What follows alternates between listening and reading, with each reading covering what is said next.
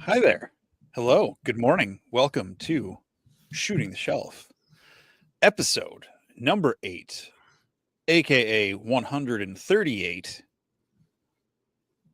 of the show that we do on Sunday nights, Curtis and I and his top knot. It's just super noticeable tonight, just the way your head is framed. I'm not easily distracted like a dog seeing a squirrel out the window. Speaking of squirrels, we've got a fun show for you guys playing tonight. We've got some really awesome guests about to join us here in a couple seconds, but I'm gonna stop saying words so Curtis can say something. Is this better? No, you were fine. It's my problem, not your problem. How about if I zoom in on it? Hey there, folks. I guess I should shout out the chat. We got JMax77 out there. Dub3 is in the house. We've got Who Left Some Warlock, Stacy Lin, Patrick Boyle, Tanya McCoy, got Darla Akerman out there. I know her. V-Dog is here. We got Captain Firebeard Baker. Saw him on New to Mythics this morning. We were nominating him as the new Bond. So I think that would be great. That movie. Yep. Jin is out there. We got Jesse in the chat on the screen. Double duty. Dub3 is in the house. We've got Guaisagwe Echevaria. Got Uncle Bob and Aunt Shelley, but I think they're on the wrong show. Is that what we've determined? Well, they said they were ready for another great show, and I don't know. So we think they're in the wrong spot. Yeah. Maybe they were looking for Latin Legions, which you were on earlier, by the way. That was a great show, and not because I was on it. Yeah, I loved that game. What was that? Is it a Legions character or an autoimmune disease? I love that you guys were playing. No, that would have been great. I wish that they said they're going to steal that one from you. Let's see. We got Blake, aka Recon Rage, out there. We got I am TJ Williams, which is interesting because he is Trevor Williams is live on his channel. So the fact that TJ is here watching us, I think that says a lot. Says a lot. We got Eddie out there, Eduardo de Jesus. Evil Stick is in the house. You got Kevin McCoy. So we got both McCoys here. Matt Stein is here as well. Let's see. Tony Toybox here. Matt Collectible Fun. Man, you just bring them all with you. You just like say, hey, come on to Shooting the Shelf now. Yeah. You said bring a friend or two.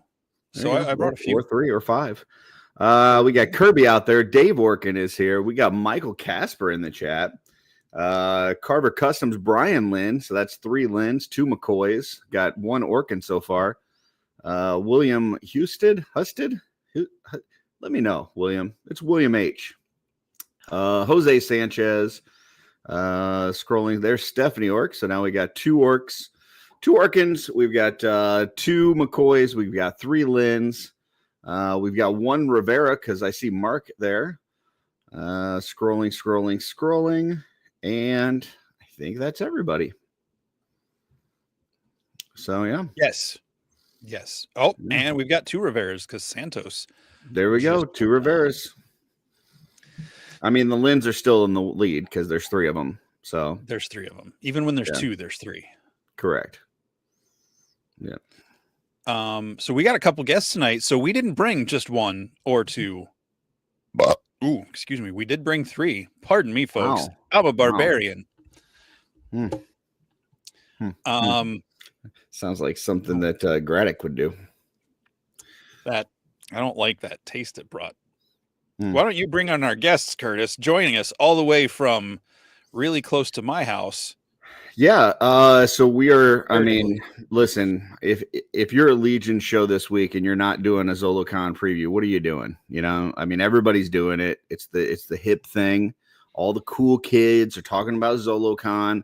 So we got to talk about some ZoloCon. And how can we talk ZoloCon if we don't have some folks on that are kind of ZoloCon alum? Come on, tell us about past ZoloCons, this current upcoming ZoloCon. So first to the stage, and I'm bringing him out first because he didn't even want to go backstage. He's probably angry with me right now. We got hedgehog action. Jonathan, how you doing, sir? Damn it! I knew he was mad at me. I'm sorry. Man, he's giving you the. Anybody cold hear anything? shoulder, literally. Yeah. Anybody hear anything? Just I'm kidding, sorry. guys. How's it going? It's Good cold morning. job. How you doing? Good morning. Happy to be I here. should have worn Thanks my for having hedgy me. shirt.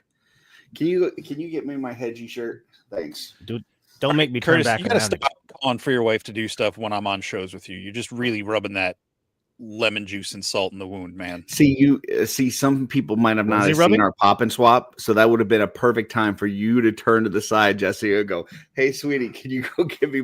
It would have been great. You would have doubled up. For the people that saw it, they would have understood the reference. The people that didn't would have laughed. Come on, man! This is why I didn't make it on Saturday Night Live. I wore my hedgy shirt yesterday. Okay, gotcha. That's all that matters. Next, you know him as kind of the mad scientist of the Mythic Legion's cabal. It is Nate Armstrong in the house. How you doing, sir? I'm feeling crazy. Doing crazy things. And then last but most certainly not least, one half of the great tag team PB&J. We've got Patrick Boyle here. What's up, Patrick? Hey guys. How's it going? Good. Thank you for having me. How's everybody doing? Everybody excited for Legion's Con? I'm sorry. The Not Legion's ZoloCon. Con. What is it? What is the one in Pennsylvania? ZoloCon. Is it Zolo. Fuge Con? Is that what it is? Casino Zolo Con. YOLO. Is it Casino Con? No. Wherever you go that weekend, you'll be losing money. It's Casino Con. Okay. Yeah, exactly. Got it. Well, That's maybe funny. not losing, but not having it. Are we getting a wardrobe switch? Oh, hey-oh. Right. I should have Live on biggened the you, screen. but I'm not going to be that guy. You can do whatever you want, man. I just got to switch to my hedgy. There we go. Backwards, but we'll take it. Is it backwards? It doesn't have a tag, so I don't fucking know. All right. You must have taken it off. All right. There we Tagless. go. I like tagless. Tags are kind of like, yeah, icky. Tags are a drag, baby. Yeah. Yeah. There we go. Oh, yeah. Look at that. The only time you're going to see me All right. silent, where I'm just like Beautiful. in reverie of. Who Curtis doesn't saying like hot pink, right? Listen, That's they beautiful. match kind of. Hedgehog, I got to be honest. I swore I'd never wear pink just because I don't particularly like the color pink, but I wear your shirt with pride. Appreciate that. Isn't this pink? Well, like as the base color of the material. Okay. Mm. Either way, I appreciate it. Well, there you go. Guys, at the beginning of the show, we do a little thing. Well, it's normally a little thing. Sometimes it gets blown up into a big thing when people submit a lot more things than I'm expecting. But normally it's a little thing called shelf selections. I never heard of it. Yeah. It's where normally Jesse, me, the two of us, we pick out some Just the photos two of that us. inspired us throughout the week, and between the two of us, we Just put the those two of photos into a us. slideshow, and we Seems pull them up exclusionary. and look at them. But this week, apparently, it was just open to everybody. You know, whoever wanted to submit something. You know, even as late as today. It's kind of order. On that Yeah. way. Wasn't it your idea to say, "Hey guys, if you're coming on as a guest, go ahead and send us some selections"? Yeah, it was. But I'm Okay. trying to play it up to the crowd like I'm upset. Oh, right. Sorry. Yeah. Dang it. All right. So here's shelf selections. I think I know whose pictures are what, but I may mess up. We'll see. I know the first one is one of mine. This is Arch Rivals toy art. So got a little undead builder pack there. I believe that's maybe a Hagnon in the background, unless that's the other undead builder part. I'm not sure. But just kind of this like cool, you know, trying to get through the fence there, the grating of the gate, you know, with his jaw hanging out. I just thought this was really neat. I liked it. Plus, you know, he's playing Metallica in the background. So, you know, win. And I'm going to skip Jesse, and we're going to go down to Patrick because we're going to switch it up. So, Patrick, what do you think about this one? Oh, I absolutely love it. Bother coming here. It's a perfect creepy night zombie graveyard feel or churchyard field with the undead builder busting through the gate. You get your heart racing just looking at it. I like it. I like it a lot. Yeah. Nate, thoughts on this? It's really good use of black space. It's nice. It creeps me out. And I also like the odd angle, right? Like it's another aspect of or another trigger for creeping you out. Cool. Jonathan Hedgehog action. What do you got? I dig it because I like photos that use like different layers, like where there's like multiple like layers of things going on in the photo. And obviously you look in the foreground and you've got the zombie guy like reaching through the gate to us. But then in the background you see like the blue Hagnon guy that you mentioned before. I love how there's like whenever you have a photo that has depth and layers and there's characters on both sides of it. I think that's cool. Very cool. I think that's everybody. So, Jesse, any thoughts on this one? Oh, I'm on mute. Sorry. I agree with everything you guys nailed it. I do. Is anyone else hearing that chirping, or is it just me? There's a little chirp. When Nate said the black space, it made me immediately. I was trying to put words to it, and I was thinking Mike Mignola, like the way he uses a lot of shadow and stuff for big shapes in his artwork. For those of you who don't know, that's the guy who does the art for Hellboy, like the original artist for Hellboy. Yeah, I can see that. Yeah, this is really cool. I like the wrought iron fence look and everything. It makes me glad I'm on the other side. Yeah, I don't know where that like gate fence whatever is from, but it's really cool. I like it. I think that's Do at any of Lowe's. you have like a small desire to fight zombies, like a little tiny one where you're just like, if it went Not down, really. I'd be kind of okay with it. No. Like you don't think you'd be good at it or anything after all of our nerdism? For years I had a zombie preparedness plan for every place that I worked.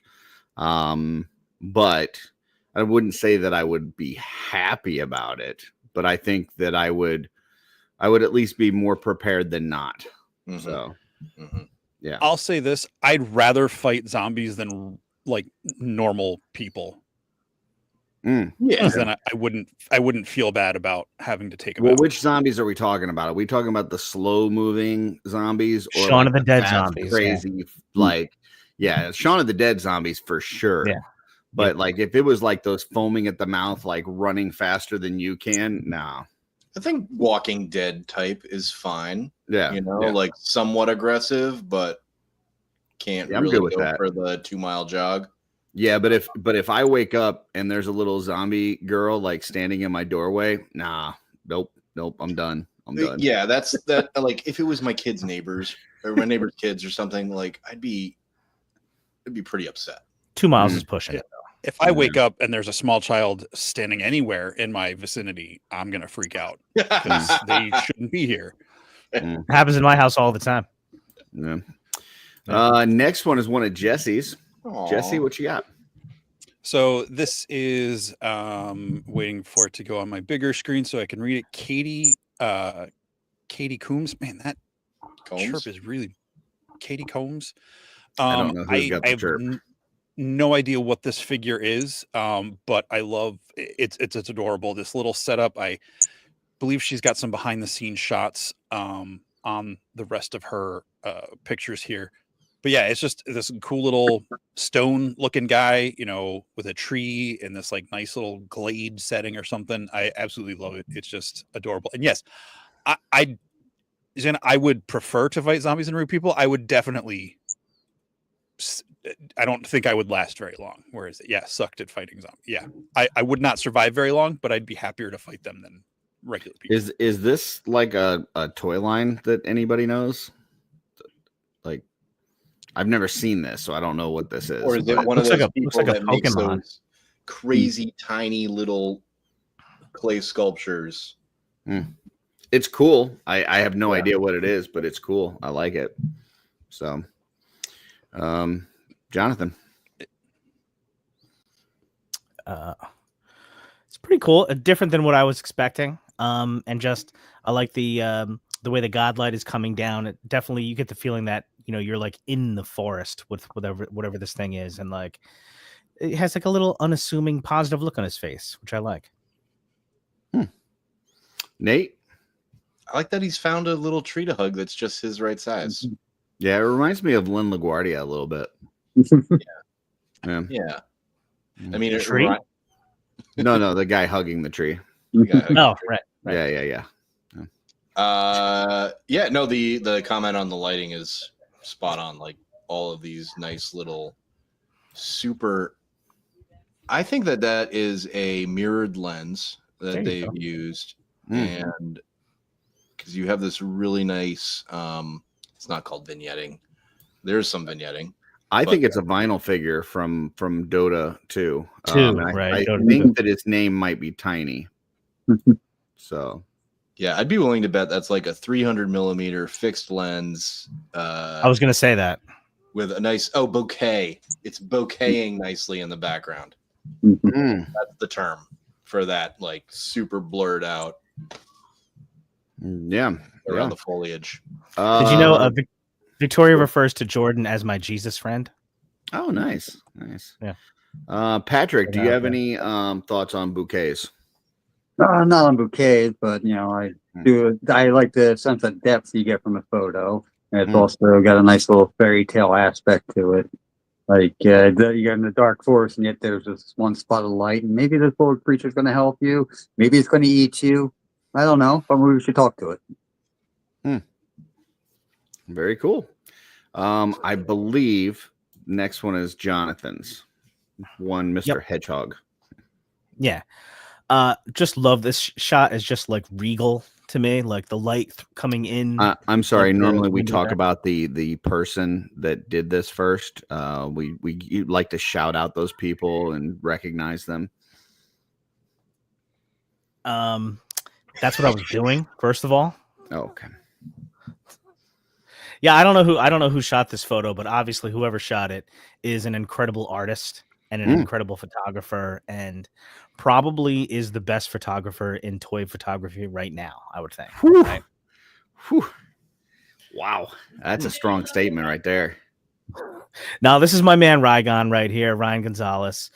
He's been killing it recently. He's been, working hard, putting out shots like every single week, and he's been killing the Necro Wave so far. And this is his Gideon I see what Heavens you Road did. shot. Necro Wave exactly. But yeah, I just think it's awesome. I love the action pose that Gideon is in. He's got two different lanterns going on there, one in the foreground, one in the background. They both look a little bit different. He's got light coming through the window. It's just a really great shot, really well set up. I think it's awesome. Yep. Nate. Yeah, I like that he isn't well lit from the front. He shouldn't be because of all that backlighting. Unless Ryan was gonna shoot through another window to give him some shadowing to match that stained glass look. So it's nice. It's done well. Patrick Boyle. Gorgeous photo by Ryan. I love Ryan's work. And I gotta admit, I almost selected this one as a shelf selection, but I decided, I bet you somebody else is going to. Yeah, good call. It did. It did get picked. Jesse? I wouldn't forbid Curtis if there were photos that you didn't have to go over. Oh no, that would be great because then I just toss them. So, Jesse. Yeah, this is a great shot. I actually had it picked as one of mine, but when I saw it come through as one of Hedgehog's, I was like, all right, I will reduce my already reduced numbers to make sure we can get more in there. That's what I do. But yeah, it's great for Ryan's absolutely killing it. His photos are fantastic. I do like everybody said, the lighting on this is great. The light behind him, it just feels like, he's, being one of the heroes of the light side. The light's coming in behind him towards his enemies. I just think is a really cool look. Yeah, I mean, I'm not going to be as positive as the rest of these guys because there was a period of time here where Ryan wasn't putting out any pictures, and now he's not saving any good photos for everybody else. So, like, make up your mind, Ryan. Are you going to do every single great photo that comes out in a year, or you're not doing any? Like, come on, figure it out. But this is awesome. Love the use. He's been doing some great stuff with the Crashbox Customs dios. Love the use of the lanterns. I haven't opened this figure yet. I'm working through as I'm doing my reviews, and I haven't made it to this one yet, but it does look phenomenal. And this is a great shot. I love the pose and just the light, that not only the light coming through the window, but the angle at which the light is coming through the window. Really cool. I like it a lot. Yeah, do you notice too? Like, I don't know what it is. If you can just go back, like, it might even just be the way that the window is cut, but like the light is the strongest at the top of the window, as if it really is like coming from the sun. I've like, got that, and I can tell you perfect. it's not the way that it's cut. He positioned whatever lighting he used, he positioned in a way that it did that. That's what I'm saying. Like That's awesome. He did a good job of lighting that up to where it looks like it's coming from up above. Yeah. Good job, Brian. Next one is one of Patrick's. Yep. I chose this one from the Dynamic Plastic Custom Dino Riders. But done so using the Megatron Beast Wars version. And I just like thought it was an amazing idea. I love Dino Riders as a kid. And just seeing the two combined blew me away just how cool this was. Awesome. Nate. Is that the original Beast Wars Megatron, or is it some sort of reissue? I think it's the reissue from a couple years ago. Huh. Repainted With a different head, obviously. And all right, cool beans. I've just never, I'm not familiar with that mold, which is saying something. It's cool. All right, matchups. Hedgehog. It's super, super cool. I've just been like looking at it myself, trying to figure out, is this the same Megatron that my son has? And also, where did the little 5POA character come from? I love the 5POA is I think the original. The rest of the parts are 3D printed add-ons. I'm sorry. I gotta pull up a comment here. Dirk says, "Does Nate even like Transformers?" Wow, that hurt me. Yeah. So wow, I didn't see that coming. Jesse, thoughts on this? I think it's great. It's awesome. It took me a minute to process that I wasn't looking at like a Jurassic Park thing just because of the green and yellow, and my brain was going really cheap on connective tissue at the moment. But it's a really cool custom, seeing how he's worked all the like different gun bits onto the legs and the head harness and everything. Is a lot of work. It looks like it went into this, and it looks really cool. And merging Dino Riders with a Transformer is just even cooler. I challenge you, Dynastic Plastic, to do one with the MP. Make yourself a $300 custom. Very There nice. you go. I do like Transformers, Dirk. I do. There you go. Yeah, I've never seen this before, so maybe I'm not a Transformer. I don't know. It's cool. I think it's neat, but I've never seen this before. So was this like old? Like when did these come out? The original would have come out in like 98, I think. I think that might have been past my toy collecting phase, which is probably why I don't know this, but it's cool looking. I like it. 98 or 99. The first Megatron they did for Beast Wars was an alligator, and he was only like big. And then they did this in purple. Very cool. Next one is one of mine. This is Manto Maro. Just doing one of these like comic book cover type photos. And this thing's just super cool. I love the blurred Punisher in the front corner. That Hulk's looking fantastic. You know, getting ready to squish that little spider like you should. You know, I don't, because I have Darla. She does that for me. If I see a spider, I just go, baby, and she comes running from across the house. She goes, what? I said, there's a spider, and I've got to keep an eye on it while she goes and gets something to smash it with. So I've got to track it and make sure. But yeah, that's kind of what this is really how it looks. Like I would be behind the tree, and that would be Darla in the middle smashing the spider for me. So, Jesse. I mean, I don't even know how to follow that up. No, this is a great shot. I do love these pictures we've been seeing where people are doing like the comic covers with the figures. Really great posing, really dynamic. It feels like if I walked into the comic shop and that, you know, it was on the shelf, like that would not surprise me, because they have done some toy ones in the past, and this is definitely one of the best ones I've seen. If it was on the shelf, would you shoot it? No. Good question. I mean, similar to the way we are now, but not with a firearm. Interesting. Yeah, this statement is true from Jeremy, because I've never seen Darla wear a cape. So very true. And none of the three heroes in this picture are wearing capes. It's debatable. Jonathan. What? Wait, just what? Really cool setup here. Just like going into it, having the idea to do a comic book cover, and then because you know one of the things there is that like now you're sort of locked in to certain details that you have to sort of recreate in some fashion. So seems like a lot of pressure, but I think this person pulled it off really well. I think it's funny that the Mezco Spider-Man is like on the ground, like getting beat up by the Hulk here, and all the different little plants and everything. The details all look really, really cool. Just to answer Jin's question, I've never seen Darla turn green. So, yeah. Good. Nate. Good sign. I am just thinking about all of the time that this artist used to set up this shot.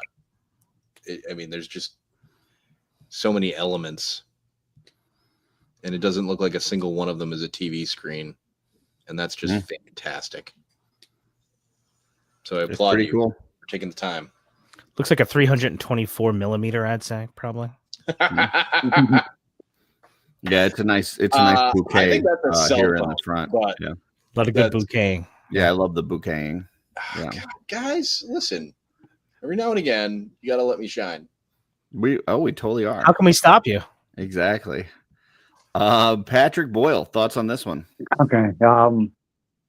It's a pretty amazing photo in and of itself. The amount of time it took to make it, I'm sure, was quite a bit to get the lighting to match up with lights with the backdrop, whatever he's using there. It looks pretty seamless with that, and like looking at it, if you just like see it out of the corner of your eye, you think it's like reality, not toys. It's that level. Absolutely. Next one is one of Jesse's. So I misspoke on Latin Legions. I thought I had picked this one and not submitted it, but I did they talked about it over there. I forgot I had submitted it to Curtis. This is Not a Bird, Not a Plane photography. This is the Mythic Legion Tactics, War of the Aether Blade orc figure, just sitting on a mossy tree in the woods. I just really like the environment shot and how the natural colors are a little more subdued compared to the brighter colors on the figure, and he just kind of pops out amidst the shadows and the light again coming from above and everything. It just I just wanted to just go sit down on the log and just be like, hey, what's up, buddy? You feeling okay? Yeah, we had Elijah in the chat last week was telling us that we should go for some walks. Take a hike, take a figure or two with you, go out in nature, and when you see cool places, throw your figure there, take a picture, and that's kind of what's going on here. So, loving it. Hold on. Yeah, it's 2025. I don't think it's acceptable to tell people to take a hike. I thought that was one of those things that was just not a thing you said to people. he's British, so I think it's okay over there. I don't know. All right. Yeah, Okay. I think it's an across the pond kind of thing. But yeah, he said last week in here that it is so rewarding. So there you go, folks. Go get some exercise, see the world, see some nature. Get off social media for a bit. It's terrible on there anyway. So yeah, go see some nature, take a photo with some figures. This is a great one. I love this the Orc Builder Pack. That face paint on this one is super cool. So yeah, go take some pictures outside. Hedgehog, thoughts on this one? A couple things I like about it. Well, there's a lot of things I like about it, but I just like the fact that the photographer captured this pensive moment that the character's having. Like, either maybe it's like post some kind of battle that happened and he's reflecting on, what went wrong or whatever, or maybe he's preparing for an upcoming battle and he's thinking about that. And then the second thing is you really get the sense that like he's, up somewhere high, like that there's some sort of like valley or some kind of space in front of him, and it's cool to like create that kind of feeling with an action figure photo. Nate, any thoughts on the bouquet? I really do like the shape of this tree that was found. It's all the lines are pointing in interesting ways. And he does look pensive, but I thought he was thinking more like, oh, shouldn't have eaten that horse. It definitely started to turn. It's like a 77 millimeter, I'd say, probably. No, Yeah, that's a good call. Clearly a 50. Gotcha. 1.21 gigawatts. It might be 100 millimeter. 1.21 gigawatt. That is anywhere between a 50 and 100. It's the flux capacitor is really working overtime on this one. Not a bird, not a plane. DM me. I want to know how far off I am. Thanks. Yeah. Patrick, thoughts on this one? I think the orc has the right idea, because every once in a while you just got to sit and take it all in. Yeah. Also, Patrick, why are orcs the best race in Mythos? They aren't. Interesting. Simple. They just aren't. They're an ugly green. They are the best color in Mythos. Oh, they are the best color. Oh, that sounds racist. Yeah, I don't know that we should be talking about this. Next is one of Hedgehog's. This is a photo from my man Boots, Kevin Boots. Give him my boots. One of my favorite legions and action figure photographers out there, and Boots does a ton of like outdoor photography with his action figures, as you may have seen, and this crew really jumped out at me right away. He somehow has like this little group of the undead trudging through the snow, but they're like all different. There's like a zombie Gerard in the front, and you've got like the undead of Vikingfell in the back, and a crazy Hagnon head guy in the back, and another zombie to the other side. But I really got I got Game of Thrones vibes from this photo, even though like the characters obviously look a little bit different here. But I definitely had from some of those episodes where like the undead are like coming after whoever the main characters are in that episode. I got that kind of feeling of this crew of undead zombies coming for you, and I freaking loved it. And Boots is the man. So love this photo. You're muted. Nate, anything on this one? It's pretty. No, I think that John's description of what grabbed him by the bipper is really what's hitting home for me. This does look like it came straight out of any kind of awesome zombie fantasy shit where they're walking across the icy fords. It's lovely. Boots. Patrick, when you look at this, why do you think that orcs are so great? I think these skeletons and zombies are going to put an end to those orcs. Damn it! So close. I'm kicking myself because I missed this photo this week.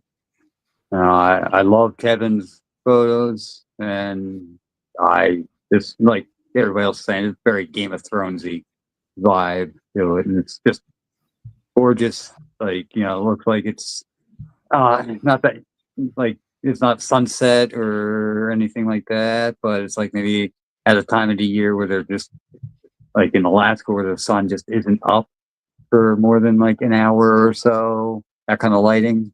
Yeah. Get that vibe. Like it's not almost always dark, but not quite almost always dark kind of feel. Yeah, Totally. I really like that zombie Gerard. I did not see this photo, but I think I'm gonna have to steal that because that's pretty freaking cool. And Kevin, we were talking about Elijah earlier. Kevin's another one that just likes to go around and walk and find a good spot and take a picture and do some of that outdoor stuff, which is really awesome. I love the way this came out. Jesse? I don't have a whole lot extra to add. You guys nailed a lot of stuff. I know, like Patrick was saying, it's probably not the sunset, but whatever is that orange hue in the background in my mind. Oh, I'm gonna sneeze. Bless you. Bless you. Thank Bless you. you. The orange just looks like, maybe they're coming from a city or a town they just burned, and that's like the firelight and or something back behind them. I don't know. It's really cool. Kevin is, again, he tells really cool stories with his shots, and yeah, I love it. Yeah, the last thing I'll say on that, I know I already had my turn, but you hit it on the head with that look. It's almost like in the Wheel of Time where the evil has come over the land and has created the shadow. So like even in the middle of the day, you're not sure if it's day or night kind of deal. Just beautiful. Any other thoughts on this one? I mean, we're only 38 minutes in, halfway through the photos. Any other before we? You don't have to do anything else tonight. We just talk about these photos. I have some thoughts. Okay, never mind. This is one from Patrick. Patrick, go ahead. Yeah, that's just a simple, wonderful use of parts here. Using the spell effect, like a spirit getting sucked out of the skull. It's beautiful. I love it. Like I saw it, like, oh crap, that's awesome, and had to. Like I think it's the first one I saw this week. It's like, yep, I got to submit that as a shelf selection. And that is by Rawson Customs. Yeah, I'm gonna check to see if I'm following that one, because that's what we do, folks. When we see a cool photo and we don't recognize the name, we go and make sure that we're following them, because that's how you make your Instagram cooler. Jesse? I love seeing Arakagor against the white of the snow. It just really makes that blue really pop. And I don't know what the lighting is or if it was manipulated, but it almost looks like he's lighting up like Godzilla, like around his like neck and into his throat area. It just looks like he's, or from inhaling the spirit out of that skull, or whatever the magical implications are going on in this shot. I think it's really cool. Yeah, I was not following this account, but I am now, because that's what we do. And it's what's awesome about this segment. I think what Patrick said and Jesse said are great things, but I think they're missing the main point here, which is that he put Vanilla Ice Baby on this. So yeah, I mean, for sure, instant shelf selection. Way to go. Great work. Hedgehog. I kind of wanted to hear the music for the last one that we did, because I'm sure it was moody as all get out. So I was almost gonna mute myself and just go listen to it real quick, but I will after the show. All right. Sounds good. I know what Ice Baby sounds like. Do you? I do. I'm not going to sing it for you. Hedgehog. Sounds what are like your under thoughts on this pressure. one? When I saw this photo, all I could think of was this. It was just speaking to me, and it said, all right, stop, collaborate, and listen. Ice is back with a brand new invention. And that really spoke to me. So Brand new edition, isn't it? Well, I guess my question to you, Hedgehog, would be if you were going to mix this as a DJ, do you think you'd have something that would have us all bopping our heads? Yeah, but honestly, when I look at this photo, what I hear is trance music. I hear trance, honestly. And I think this would be cool with some maybe some old school Tiesto in the background, maybe some Genix. Some Genix would be cool. Nate likes those, by the way. Transformers. Mm-hmm. He likes those. Oh, Yeah. Nate, we maybe have something going on there. Yeah. Awesome. Nate, thoughts on this one? I like how it implies that there's still a soul to suck in a skeletal body. That's fun. He's really. It's like when you play D&D and you can revive a corpse and ask it 3 questions. It's like, I don't want any answers to any of your questions. I just want your soul. It's tasty. Apparently. It's love. This tells a story. It's fun. Rob, for Rob Zamora, I'm going Marcus Schultz, I think, for this one. Marcus Schultz. All right. Next, one of mine. This is Dead Payphone on Instagram. Cool name. And yeah, this is just super cool. Now, listen, I know Necronominus is out. People are getting them in hand, and it's a really cool wave. But I don't want every photographer to just start thinking that like these undead hordes are just going to start taking out all these knights and orcs and things. Like, I get it. The skeletons are cool. The zombies are cool. But, just remember, every now and then you could let a knight win in a photo. But that being said, this looks awesome. I like it. I like the little light coming in from the top corner. I like that he's getting ready to bite his armored neck. That's super cool. And yeah, really neat. Jonathan. Very cool, because this one looks like a shot right out of a movie, right? Like you can feel like the action of the zombie right about to take out this knight. I think it's cool how it looks like his eyes are glowing. Very cool. You can almost hear like the haunting, like horror movie music in the background. Very cool. I don't know what those soft goods are, but that's cool too. I like that. They're probably like 32 millimeter, I would say. Oh, that's probably it. Nate, any thoughts on the bukkake on this one?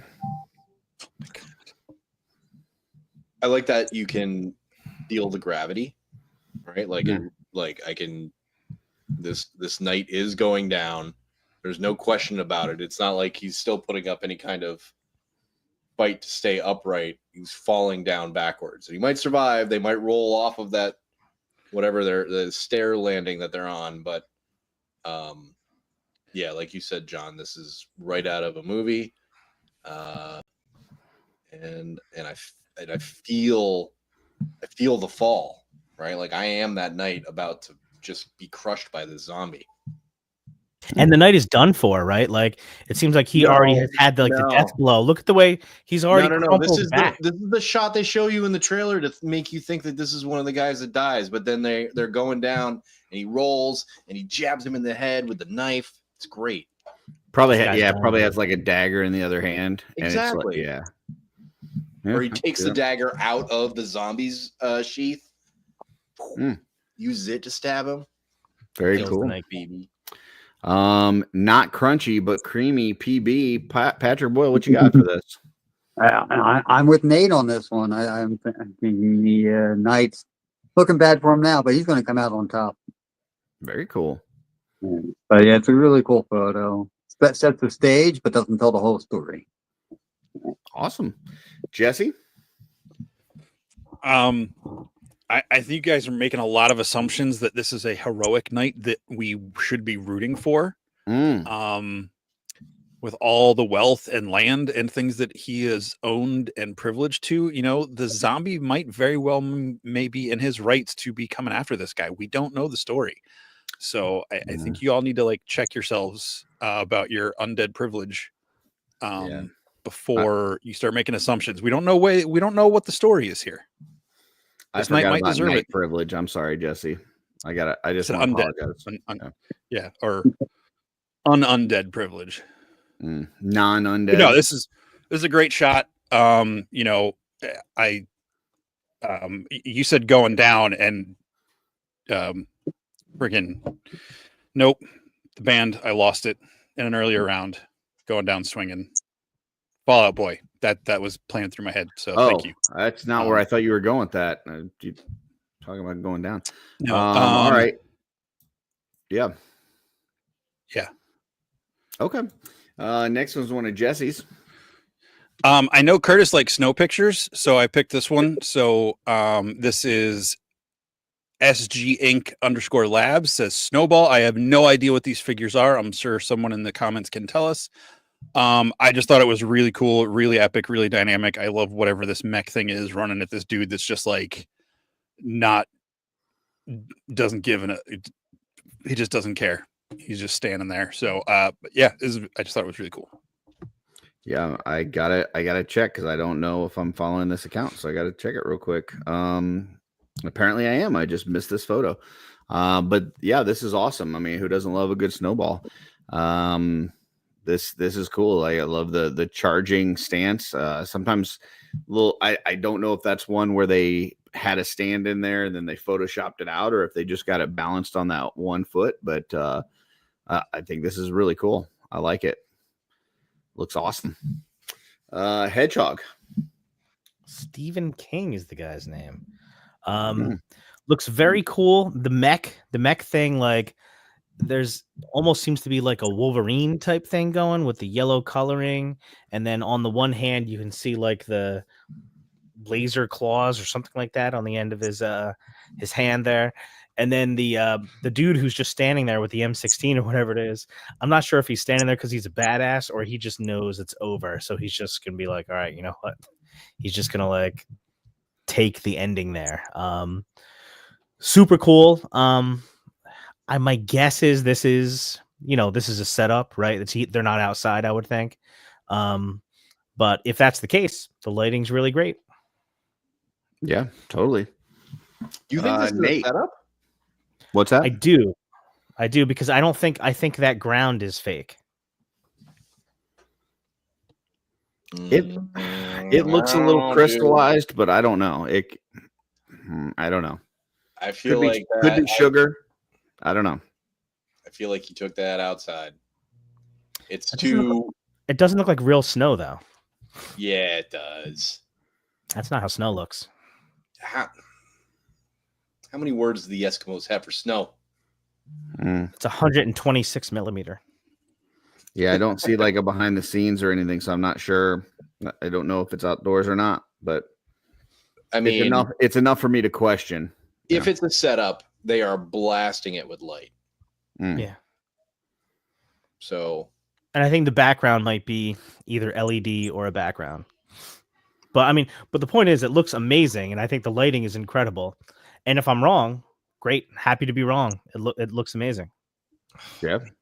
We should have everybody. We should notify people that their selections are coming up, and we should like do bets.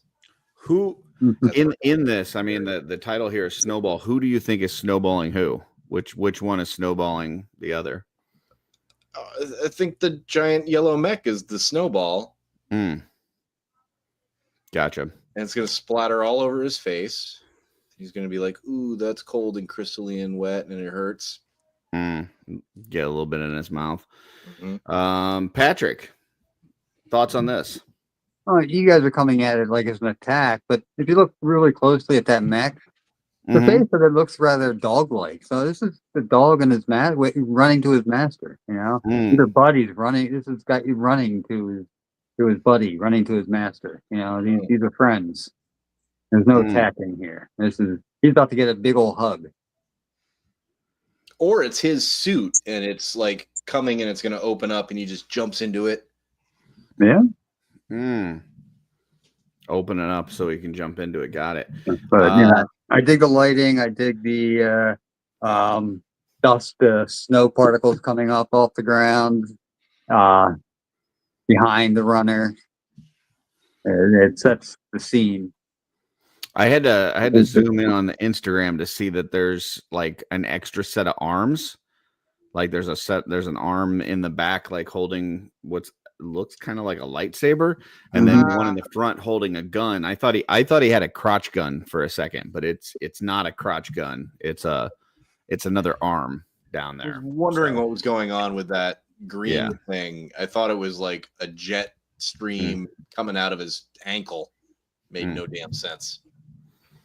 Thank you for the clarification. Absolutely. Jesse, your thoughts on snowballing? No, thank you. Looks like most of his stuff is outside, so. I know what you're referencing, and no, thank you. Absolutely not. Okay. Not for me. All right. Next, this is from Hedgehog Action. Let's pretend it's from me because you didn't accept any of mine. This is from Neil Armstrong. No, Patrick. Nope. Nate. It's from Nate Armstrong. Yes, it is. Yeah. Good Tell pick, us a little bit about this one, Nate, that you picked out all by yourself. I swear to God, I definitely. So first of all, this is from our good buddy William, and this is just a lovely picture. It looks so casual, like they really look like they're just shooting the shit, and maybe they're shooting the shelf. Maybe they are. Maybe they're talking about how much fun they're going to have in 30 seconds after they finish chugging those Heinekens and Bud Lights or what. I can't. Do you think they're drinking alcohol, or is this a soda pop thing? That's what I couldn't tell in this. It does look like Ernie is having pop, but Ernie's drinking airline booze. Yeah, I think they're getting lifted, man. And it looks fun. Like it really looks like they're just shooting the breeze, having a good time, getting drunk. It's fantastic. Bert's definitely chugging some absinthe. Yeah, why not? That's all I have to say about this. And of course, the purple and green lighting is nice too. Go Joker. Sorry, my internet went out. All right, Jonathan, let's pretend that you picked this photo. What are your thoughts on this? Yeah, if I had picked this photo, I would have said, Dub, amazing job. Our great buddy, Dub Trey's Lacerta photo. I love this photo because it's just like, it's very like, it's different. Like a lot of the photos we've looked at tonight are like very epic. Like this one is very like understated, but you catch the mood, just like Nate said. Like it looks like Bert and Ernie having a couple of beers, hanging out, bullshitting. And Bert is, I mean, Ernie might be drinking Dr. Pepper, but Bert's definitely drinking alcohol. And then in his right hand, that looks like maybe they're not just drinking, having a little puff, little Puff the Magic Dragon over there. So yeah, yeah, it looks very cool. And for such a simple shot, to have the different lighting, the purple, the green, he's got the painting of Bert and Ernie in the background. There's like a lot of different elements, which once you start like looking at each one, there's a lot of stuff going on to make this very simple scene look so real. William, are you here? That Bert and Ernie painting, did you print that out? He just said it's boring. That's it. So, well, remember they're a couple seconds behind us. Yep. I do know that there's the song in the Lacerta photo song. It says, I always thought it said flipping birds at nerds, but maybe it said flipping Berts at nerds. So I don't know now. So maybe he took this photo just to flip Bert's at us. But yeah, this is cool. I like the frame. I like the whole tabletop setup.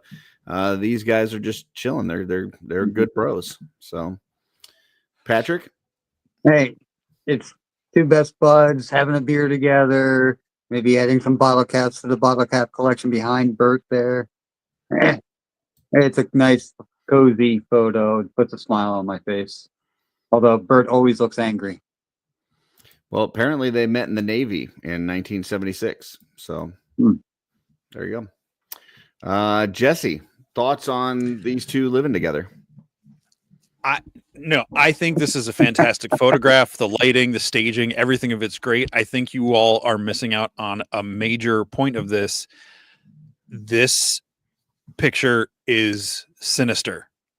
Oh, that is not the wall from their house or their apartment or whatever. That and Is people the are going to wall point at me like, basement? "Oh, you would know that looks like a dungeon." They just did something horrible and are trying to forget about it.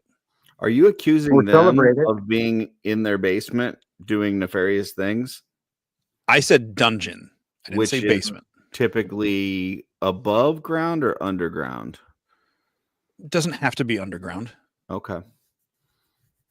Gotcha. You're the expert, so I gotta let you have that one. Just because I read. Next one is from Patrick Boyle. Patrick, tell us what you got here.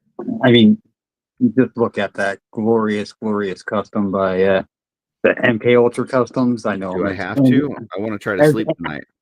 As Andy Spinks. I mean, this is so wild.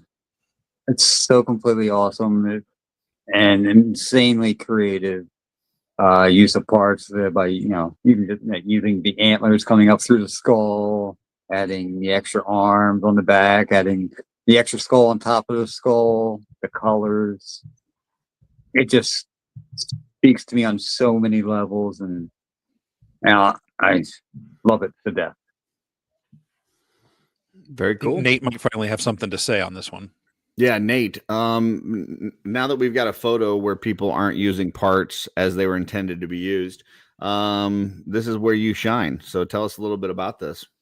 I mean, look at what he's done with that rib cage. Like, that's just ripped off of that figure and slapped on over an armor piece. That is awesome. I love the destruction in order to come on top with this, come out on top with just bones everywhere, making us feel icky. Like, I'm hearing him scream as though those horns had just come out of his eyes and he can still feel it. Like, I love it. MK, you're my new hero. Hedgehog, thoughts on this nightmare fuel? I think I'm still trying to figure it out. So the skeleton in the back is in the cell, right? It looks like to me like no, the skeleton in the back, because I've seen other pictures. It's actually attached to the top of its head, the other skull. Oh. Yeah, and those arms are coming out. This is all one character. That's wild. I mean, I guess that's my favorite thing about the photo is that, like, I need to take some time with it to totally figure out what's going on. And that sort of speaks to the thought that went into it on the beforehand. Jesse, did you have some thoughts on that comment from Joe Vasapolo?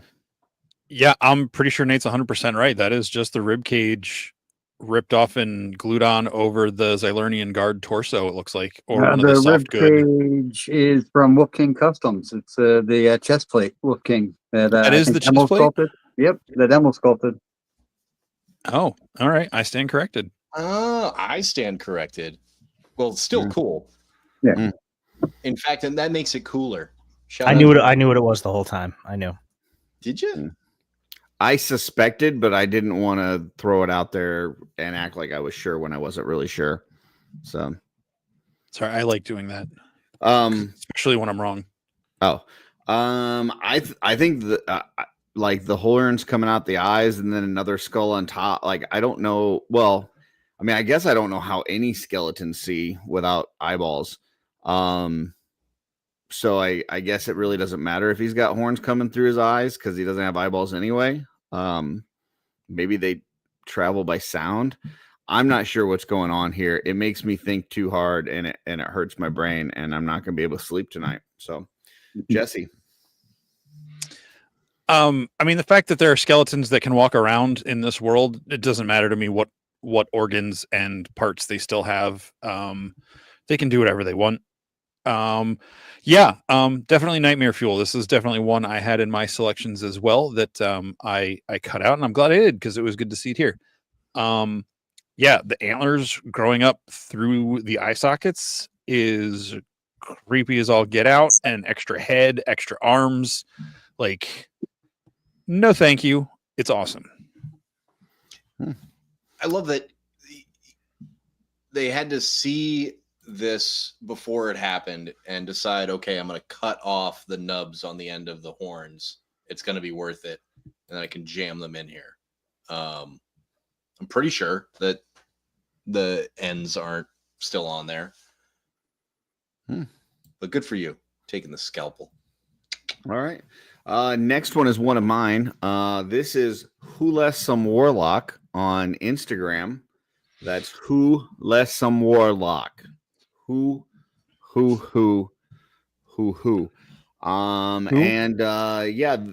This gentleman, along with his life partner, received an early copy of the ATL 25. And they've been doing some great stuff on their channel. I believe it's called the Purple Gang YouTube channel, where they've done a review and also a pop and swap kind of session. And this one was one I thought was really awesome. Little Jesse Ventura vibes from Predator. Looks like you got some Dubon arms there, Gideon head. And this ATL is looking absolute fire, man. I can't wait to get my hands on this figure. I think this is going to be a great one. So yeah, love it. Hedgehog, thoughts on this? Super cool. It's cool to see the new ATL figure used in different ways, and mixing it with the Gideon's head was a cool choice. Looks very cool. Nate. Bring it to my house on Thursday, please. Thanks. Oh. Patrick. Yeah. I dig it. It's an awesome figure. Cool idea for the head. I think you put any head on this figure and it's going to look amazing.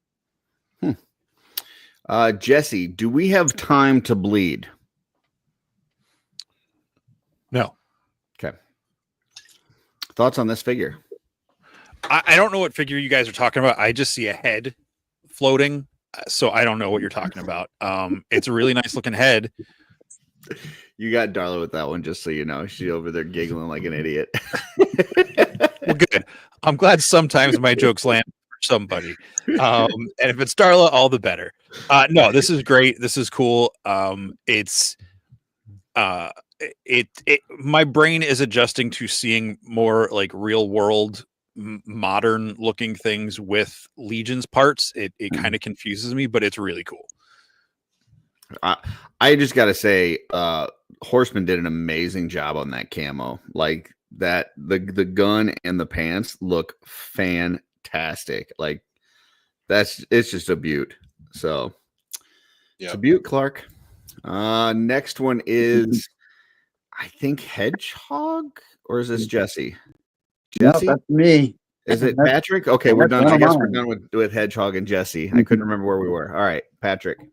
Yeah, I mean, I picked this because I'm a huge D&D fan, and the dinosaurs are awesome. Put a smile on my face, and then just that Dungeon Master figure. He's been, and every session I play, he sits on the table with me. I also bring him to every show with me. He's probably one of my favorite figures that I own. I just had to select him. Very cool. I gotta check. I don't know if I'm I am following that. I missed this picture too. Okay. Mhm. Yeah, I love this. I love the book, the little goblet, the whole thing. This is awesome. So cool stuff. Jesse, thoughts on this guy? I know he doesn't have a mustache like our DM, but what do you think about this guy? I think this is great. I missed out on this figure. I think it was the 2-pack with I'm Venger. blanking on the bad guy's name. Venger. I missed out on that one, but it was the only way to get the last die or dice. I can't remember if it came with 1 or 2 to complete the D&D figure set of dice. But just the whole setup, the tabletop looked great. And I don't know which song it is. I'm going to assume it's Your Turn to Roll is the song playing, because that's the cast of Critical Role names up there. And that just makes me happy. So it's combining toys, D&D, and Critical Role. 3 things I love a lot, which technically D&D or Critical Role is D&D, but whatever. It's awesome. Hedgehog. Very cool shot. If I'm not mistaken, too, the photographer is also the individual who purchased the that crazy shelf gravy dio at Legion's Con. The big, huge, giant, massive 3-tiered thing. But this is a much simpler shot than something like that.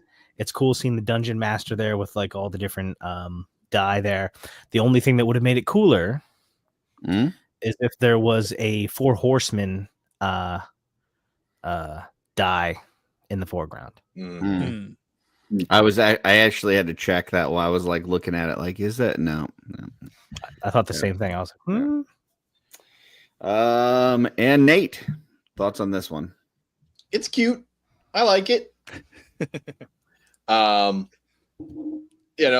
get fired up about Dungeons and Dragons stuff too. Kind of wish there were more types of dice out there in front, because no one ever just brings one set of dice to a D&D game. I just use the ones on the computer. Yeah. But no, I want to drink out of that goblet, Yeah, that goblet's cool. It's got a little dragon eye on the front. I like that. I want one. That's amazing. Lovely. Nice lighting. For such a simple thing, it looks like they were using, they're not, but it looks like natural lighting coming through a window. Jesse, I believe we have a super chat there. I know you've got a big cup of dice, but Kevin M. Boot 77 with $1 Super 9 super chat. Thank you very much, Kevin. He says, I'll watch on the replay. Hope everyone is good. Kevin, I hope you're good. Fantastic. Thank you very much. And we got one more, which is also Patrick, because not only was he the latest one to submit his shelf selections, but he also had more than everybody else. Nice. Here we go. That's from some little guy named Joe G Customs. Not familiar. Yeah, but I believe it's Joe_G.customs. Got to mix up the underscores and G's, the dots, and keep everybody on their toes. Got to be SEO optimized. And it's just a shot of the really awesome Sir Dalric and a couple of the Night Builders sets, the original Night Builder sets, and I loved how they look together, and makes me happy because I have 2 of those Night Builder sets that I can now just play with my Dalric once I get them. Yeah, he's a fancy boy. They look good as guards on the opposite side. I mean, it's a little bit of a flex on Joe's part, but it's all right. He's able to do it. So, Jesse, thoughts about the mustachioed friend of ours? I mean, Joe is awesome. I gave him a shout out on Latin Legions tonight for being just such a cool dude and awesome DM. And he's got a killer collection of Mythic Legions. And this is awesome. I'm not envious or jealous, but I like those Night Builders. But we've got the soft good parts coming, and with the Blue Shield and the Silver Knight, so we'll be able to replicate a similar version of this in the not too distant future. And I can't wait to get a hold of us or a Dalric, because he's an awesome figure. Very cool. Hedgehog. Yeah, just again a cool shot.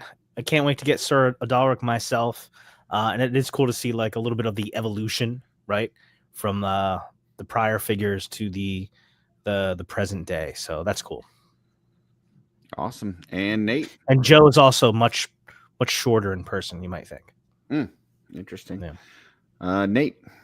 I like how he has no illusions about whether or not he trusts these things to stand up all day long, and he's got all of them on a stand.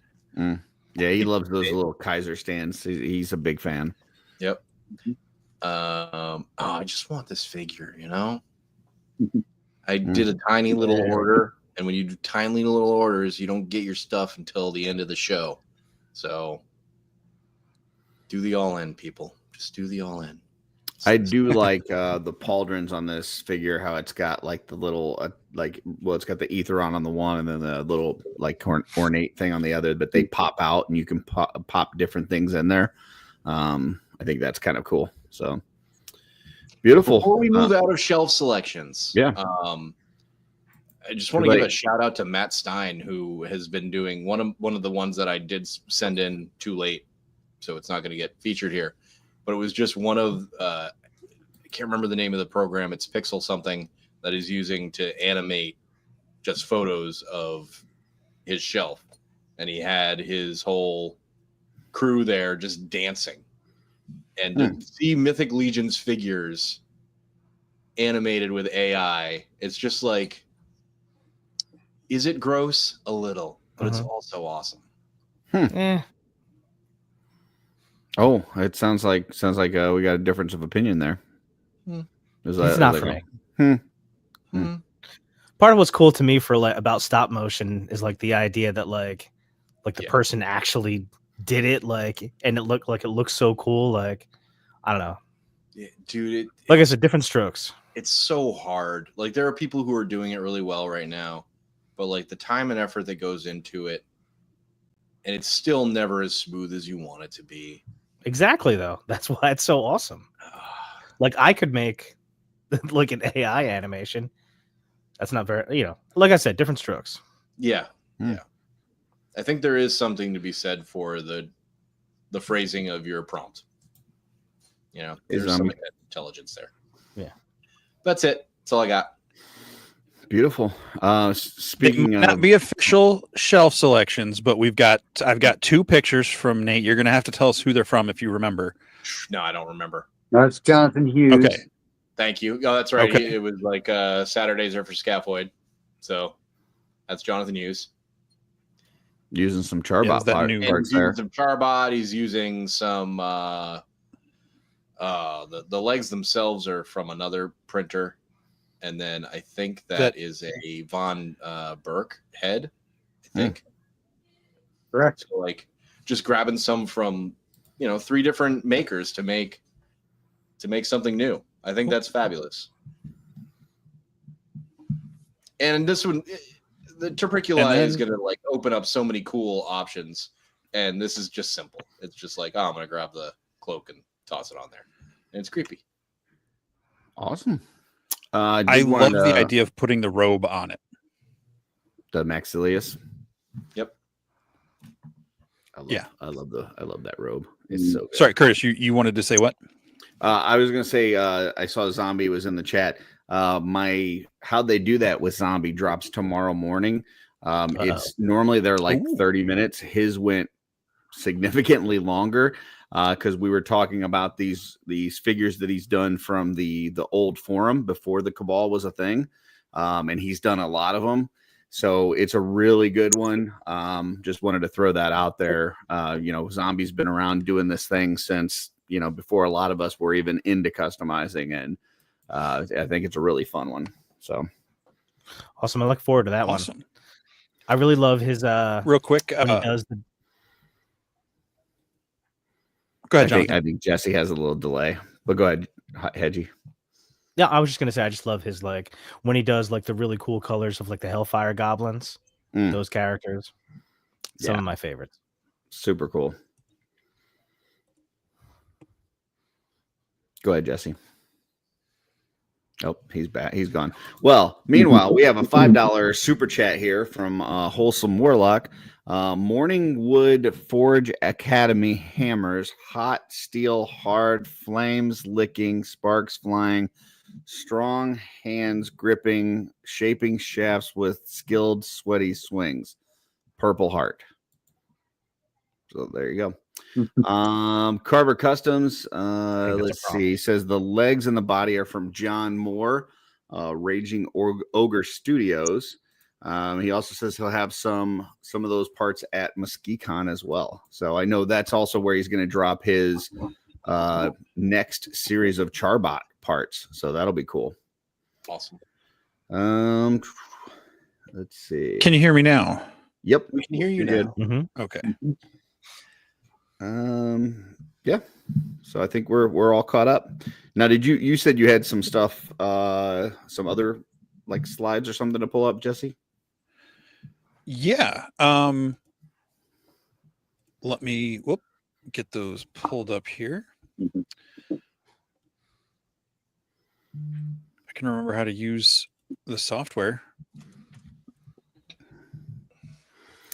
Well, in the meantime, I know you guys are all doing the whole ZoloCon thing next weekend, and I really wish I could be there, but I can't. But it always seems like you guys have a good time, whether it's ZoloCon or RetroCon. Anytime this kind of crew gets together, seems like you guys have a blast. So, before we kind of talk about this upcoming weekend, tell me a little bit about kind of your past ZoloCon experiences. Any kind of memorable moments that you'd want to share? We'll start with Patrick. Patrick, tell us about a fun ZoloCon memory.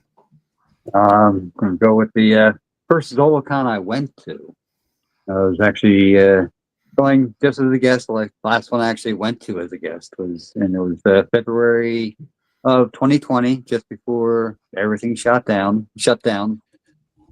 and met up with Anthony Halseal, Len LaGuardia, Joe Vassapolo, and a couple other guys I can't remember off the top of my head who right now, but we hung out all day, then went to lunch, and then after lunch is when we came up with an idea to create a local group, which kind of evolved into just a local chat with us. And we discussed a lot of stuff that would become Wolf King Customs and the Toy Forge. Awesome. On that day. So like early beginnings. Yep. Very nice. Nate, what about you? ZoloCon memory that you want to share? I've been going to Zolo for a really long time. I want to say since 2018. Is that possible? Has it been around that long? And usually for Transformers. Zolo.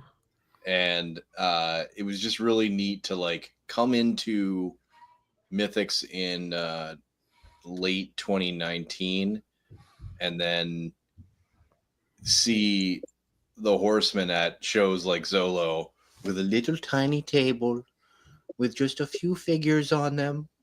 And then sometimes they'd sell out, sometimes they wouldn't. And nobody would really know that they were there. And it's just really cool to see the evolution of what has happened to the Horsemen and just seeing them blow up with Mythic Legions. They were obviously successful before that with other endeavors, but to have their own thing completely take off and see ZoloCon kind of be about Mythic Legions, where there's a huge line of our people specifically there for that. So for me, now that I'm more involved with helping Len out, it's neat to be there beforehand and then just see that huge line come in, and it's all of our familiar faces, and I get to run down the line and say hello to everybody, and they've all got giant boxes and they're ready to buy as many Mythic Legions as they possibly can without failing to pay their mortgage. And it's just it's fun, and then it's a great show. Like the diversity of product there is super cool. It's kind of like retro in that aspect, but if you're looking for that really old junker toy, you're gonna find it there. Like, and now at this new venue, you might actually see it because the lighting is there. Well, that's a great point because it is a new venue, and speaking of kind of that evolution, not only just of ZoloCon, but I want to go to Hedgehog next because I think one of the earliest memories I have of seeing you was you going to cons and doing like your little walk around and like recording and stuff. And so it kind of felt like, and I don't know, you can correct me if I'm wrong, but like the first time you went to ZoloCon, it kind of felt like that was your role. Like, I'm here at a con, I'm having fun, but I'm just going to record things. But then you've kind of morphed into part of this crew of people that are going and setting up and working the show the whole weekend. So tell us a little bit about that, how it's gone from just going as kind of an attendee and visiting to really being like part of this whole thing. Yeah, I mean, it's been awesome. Like, it's no secret. I love conventions, and I've loved going for years now, either just me or bringing one or both of my kids. It's just a wonderful time for nostalgia, looking at cool stuff, hanging out with cool people. And it just only got amped up a couple different levels. Like when these guys started letting me like tag along with them, like Nate and Patrick and Jesse and Len and Anthony and Joe and all these guys. And that's been going on for a couple years now. And that's kind of been like pretty amazing to kind of like, get to know these guys a little bit better and like look forward to like spending like whole conventions with them. Like the first time really was a Toy Con, I think 2 years ago, where I had a table and happened to have a table right next to the Wolf King. Like, we had the corner next to the Horseman.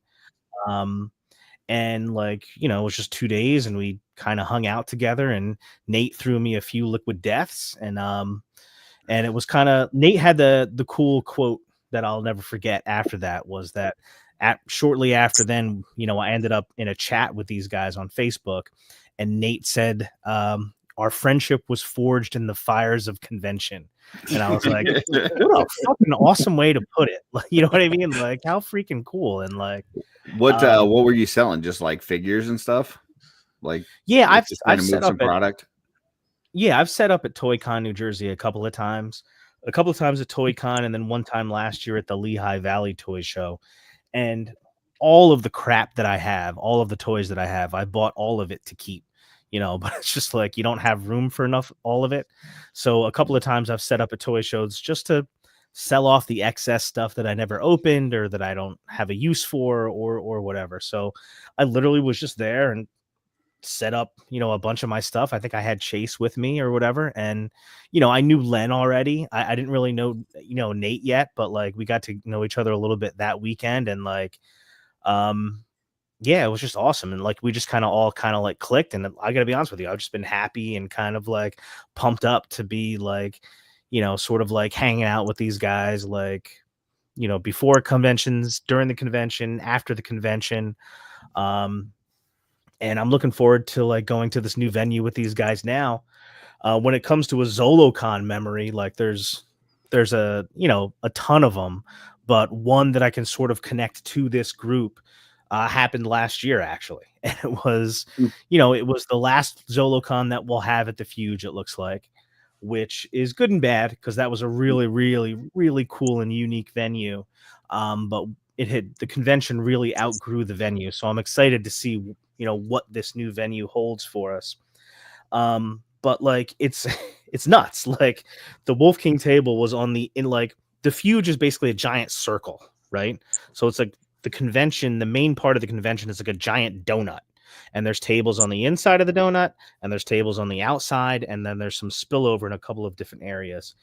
And it's just a nutty place to be because all the extra supplies and people's things and stuff are like behind the table on the inside of this donut. And there's like no room at all. So everybody's like climbing all over each other the whole weekend. And just, it was funny, like the last day, like we're almost done, with the convention. And Patrick is like, listen, I brought something for you. And Patrick had brought this custom that he had made. He had made this Roboto custom, right? This custom Roboto.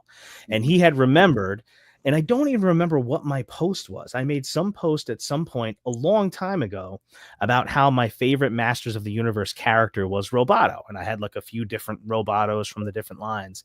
And Patrick had made this Legion's custom Roboto. And he's like, I want you to have this. And I was like, dude, are you serious? Like, and he said, yeah. And he just gave it to me, like, because he knew that I loved the character, and like, it just really just meant so much to me. And it was like, you know, there's been so many moments where I was like, oh, you know, thanks guys, thanks for letting me in the cool club, I appreciate it.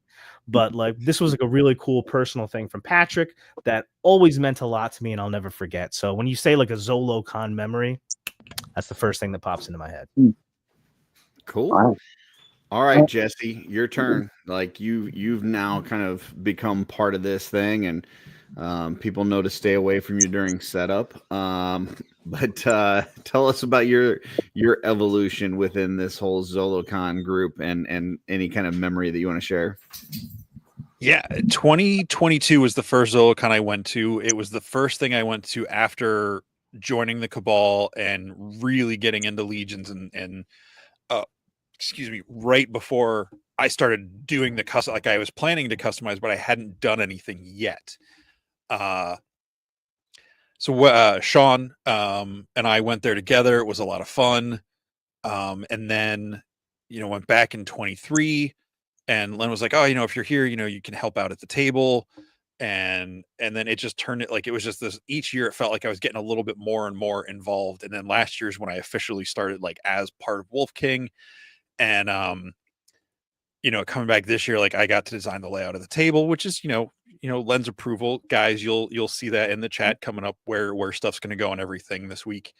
But it's, you know, it's a different layout. It's a different setup. I'm excited to see what the show space is going to be like now. Like Hedgehog said, the Fuge was a really cool, unique place, but it was also a pain in the butt to get stuff in and out of there. The weird little bathrooms, the floors felt squishy wherever you went. And I don't just mean the bathroom, but like everywhere, like just like the stairs going up the stairs to the second floor from the main room. I was like, are these going to fall? Are we all going to, like, I kept waiting for some sort of massive, like, injury to happen because of something collapsing in there. It always But smells I'll say, too. yeah. Well, you're gonna just miss that giant bottle of mayo, Jesse. So yeah, there is a thing. What did they call it? It was like the mayo tub or the mayo vat. Now it's like mayo, like the Mayo Clinic, not mayonnaise, but you know, it was there. It was some sort of little thing, but yeah, it was cool. It was where I first really started to make connections with people in the community and everything. And I mean, as far as memories, especially with these guys, like, it's hard.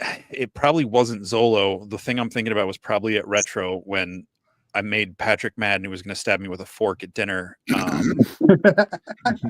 that the Wheel of Time experience? That was the Wheel of Time. That was after Retro. Yeah. Yeah, but no, it's like, but all the memories just kind of blur together, especially Retro and Zolo, even though like the temperatures are drastically different at those two shows. It's a lot of the same people, and they all kind of like overlap because they're relatively in a similar area, at least comparatively to other shows. But yeah, really like meeting, man, I can't think of a specific. Oh, well, I guess the first memory that springs to mind the most is the first year I went. Now that I knew who the horsemen were and everything, I was checking out at the horseman table, and I set my stuff down in front of Jim to pay, and I like misjudged the distance, and I threw them all on the floor. So just like this huge pile of like figures, and it just went all over the floor. And like Jim jumps up from behind the table and starts helping me like pick them up off the floor and everything. I was so embarrassed because by then I knew who he was and everything, and I was just like, "Oh my gosh, I'm so sorry." And, you know, Jesse's like, yeah, that will. Boys. So that was you. That was you. I'm not paying for the shit. But yeah, like I was walking up to pay, and I was really excited because I was getting my first troll and everything, and yeah, you were. I think that was And yeah, No, it I was just gonna pipe in and say that was my fault. So we were in line. yeah. You were- Oh, yeah, you were- Nate was in line with right with us. Yeah. and you were like, "Oh, I'm thinking about getting a troll," and I was like, "Dude, you are never gonna see them." I think they were at $90 there, and they're at what 170 on Big Bad, and I was like, "You are never gonna see them at this price anywhere else. You have to do it." And I was like, "I'm picking one up, and I'm gonna paint on it." And I had an idea for a custom. And it was the first time I was going to paint over a troll, and I was terrified to be spending that much money on a canvas. Right. But yeah, no, I peer pressured the crap out of you, and it worked. So getting into Zolo from this year, I did want to pull up one comment. Wholesome Warlock says the Wolf King Dirk collaboration is super exciting. So yeah, we heard last night. Lynn LaGuardia was on PGG as well as Dirk, and they announced a Wolf Coon Customs collaboration. So yeah, the wolf and the raccoon getting together. Exciting to see what that means. But yeah, that'll be happening at Zolo. And then you guys have a bunch of stuff, and I think Jesse has some stuff to show. So yeah. Yeah, so we'll start this up. Patrick, we're starting right off with one of the things you sent me that you were working on. Okay, yeah, that's Curtis will recognize that the scaphoid paint match. That torso is one of the items I'm going to have available at ZoloCon. The very first piece I ever sold at ZoloCon was a torso painted just like this to match scaphoid. And this year I'm bringing it back with another one. very cool. And well, if you've seen me at any of the conventions last year, you will recognize this head, the not Mordred head. And this is I've had them painted at every con last year. It started out at ZoloCon. And I'll have more, and this shows you the step-by-step guide of how I paint the head. Like the one all the way on the left here is just the base coated in the light brown. Then it gets the gold. And the last step there is a little flesh tone around the mouth area. Black wash of Nuln Oil over the armor, and it matches the gold knight.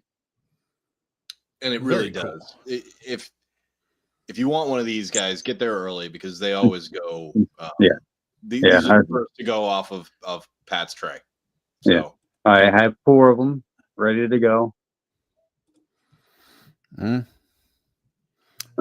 Joe makes a good point that you always have some wood for the fans as well, Patrick. Yes, fair point. It's a fair point. Typically, there's. Yeah, we actually saw a picture. Lynn shared a picture from you last night on PGG with the new Chico head and staff. That looked awesome. There's a better picture coming. Oh, very nice. Morning. Yep. Yes. Yep. You're going to see a much better picture here. Right. But even the best pictures don't do it justice because Patrick's stuff looks way better in person, folks. And trust me, this thing is an amazing sculpt. I want to paint another dozen of these heads for old Chico. Yeah, it looks great. All right. Up next, we got some of Nate's stuff. Hey, there he is. I think that is the troll I was buying. Okay. Almost 3 years ago now to make this, but I had the idea back then. And it just took a while to make. If you made it to Legion's Con, you've seen this. It is coming with me. I'll probably put it out, but it is coming with me primarily to go to its new owner.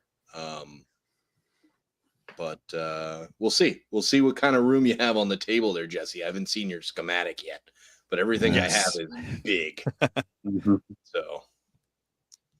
Well, the nice thing is the top shelf will be for stuff that's not for sale. So we can put display stuff especially bigger stuff up top, which I know it's a little harder to see up there, but keeps it out of reach of grubby little grubs. Yep. Sounds like a short joke. I'll bring No, some not at all. Autobots with me.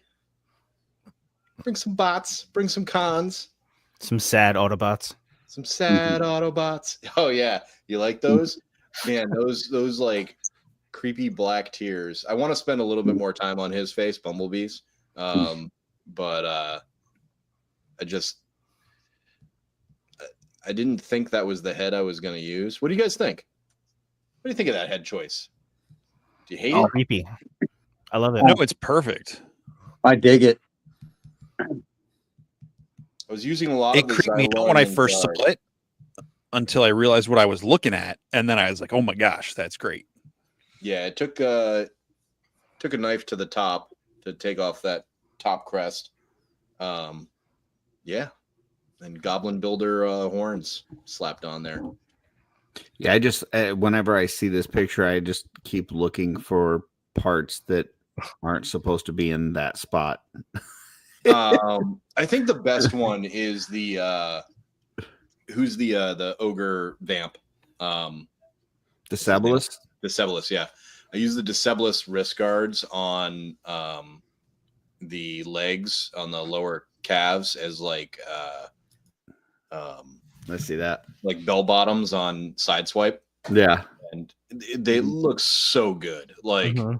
I like the the pauldrons for the feet for Bumblebee too. yeah, So, yeah, that's a. but they all look great. Thanks. Totally. And this picture's definitely not doing it justice, I know, but Yeah, it makes it. we got. They look tiny, but these things are huge. Like the Because fireworm. isn't the blue one like bigger than it, like taller than a It's troll? taller. Yeah, Yeah. it's taller than It's a night horse troll. standing up. Yeah. And then that fireworm is just huge. So he'll be fun to see. They'll both be fun to see, and you can't have either of them. All right, let's see. Trying to think what's next. Patrick, I think this might be our. Yep. So Okay. introducing from Wolf King Toys and Customs, Oh boy. the first PB&J collab, which doesn't have its own logo yet. Yeah. I don't know if it will. Sandwiches for everybody. Yeah. Let me give a bit of an intro here, Jesse. This is Curtis's fault. 100%. Yes. There's a PB&J comment you made in the Cabal months ago, very first one I saw. It got me thinking, and I reached out to Len, like, hey, can we make this is something you're okay on board with? If we get on board with Jesse? He's like, yeah, let's do it. So I messaged Jesse. He's like, hey, PB&J, let's make it a thing. Okay. And we'll come up with two sculpts. In this case, right now you're seeing the first idea, is what you're going to see.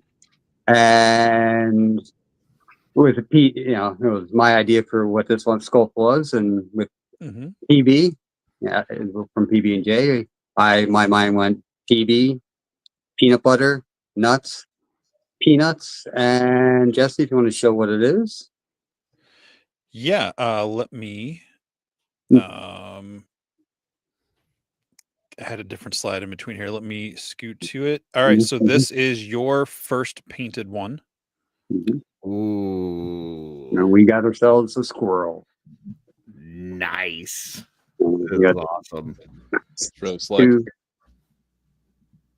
Two different painted heads, two different head sculpts. The one head sculpt has a acorn helmet. Heck yeah. This is awesome. Is that a new tail, or is that the Catswain? Catswain? No, that's a brand new tail for the squirrel. Awesome. Oops. Sorry, I was trying to rush to get these together before I went on Latin Legion. So let's go. Patrick's got his in hand right here.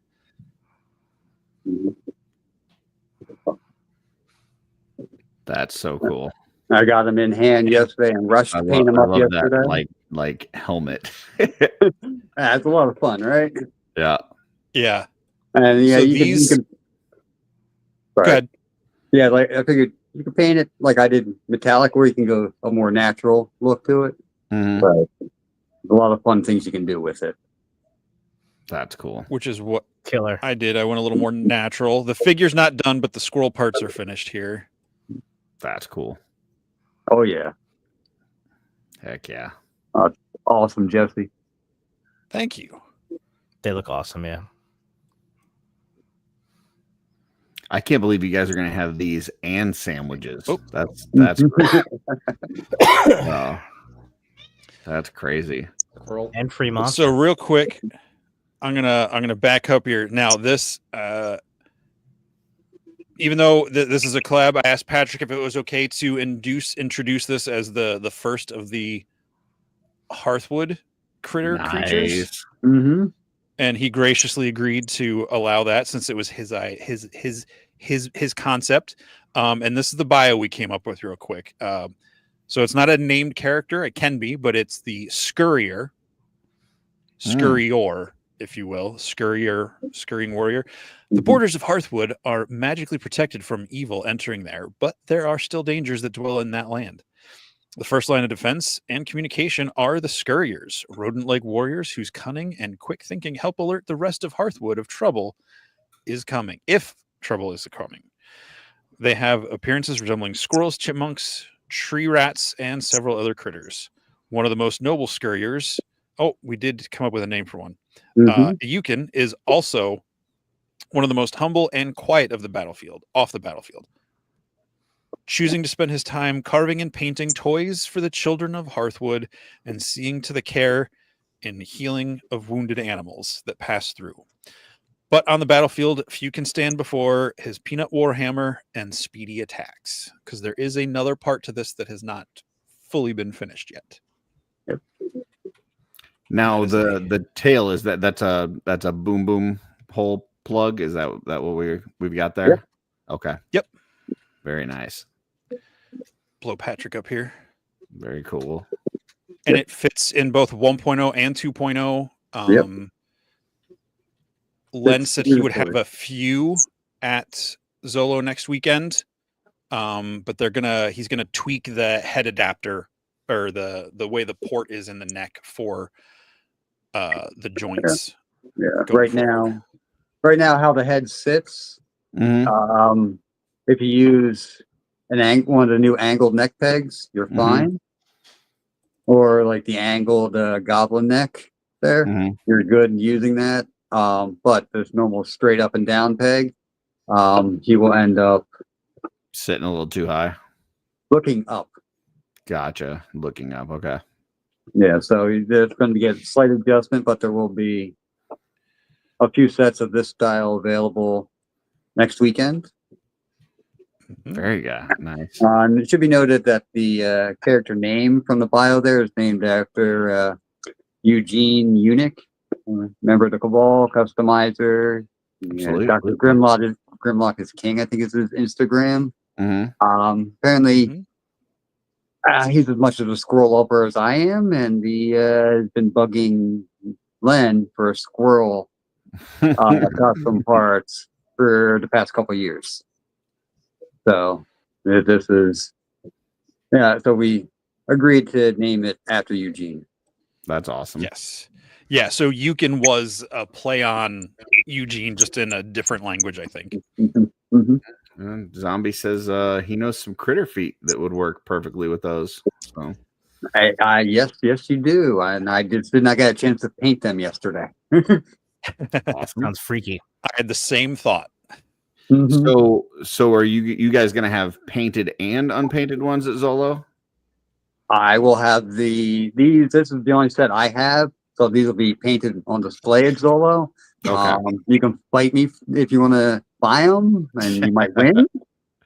But but unpainted for sure. And then of course I'm sure by the time RetroCon rolls around, I'll have painted ones.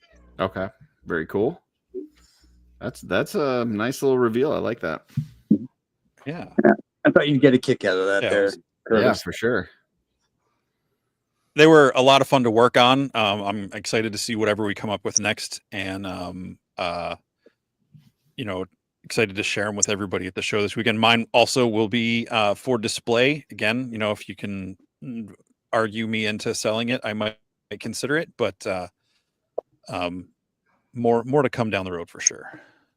You heard it here first, folks. And bring your cherry tomatoes to trade Jesse for that figure. No, that was a one-time thing. Oh. There you go. Also from Patrick. Zombie asks, will there be prints available on the Wolf King website?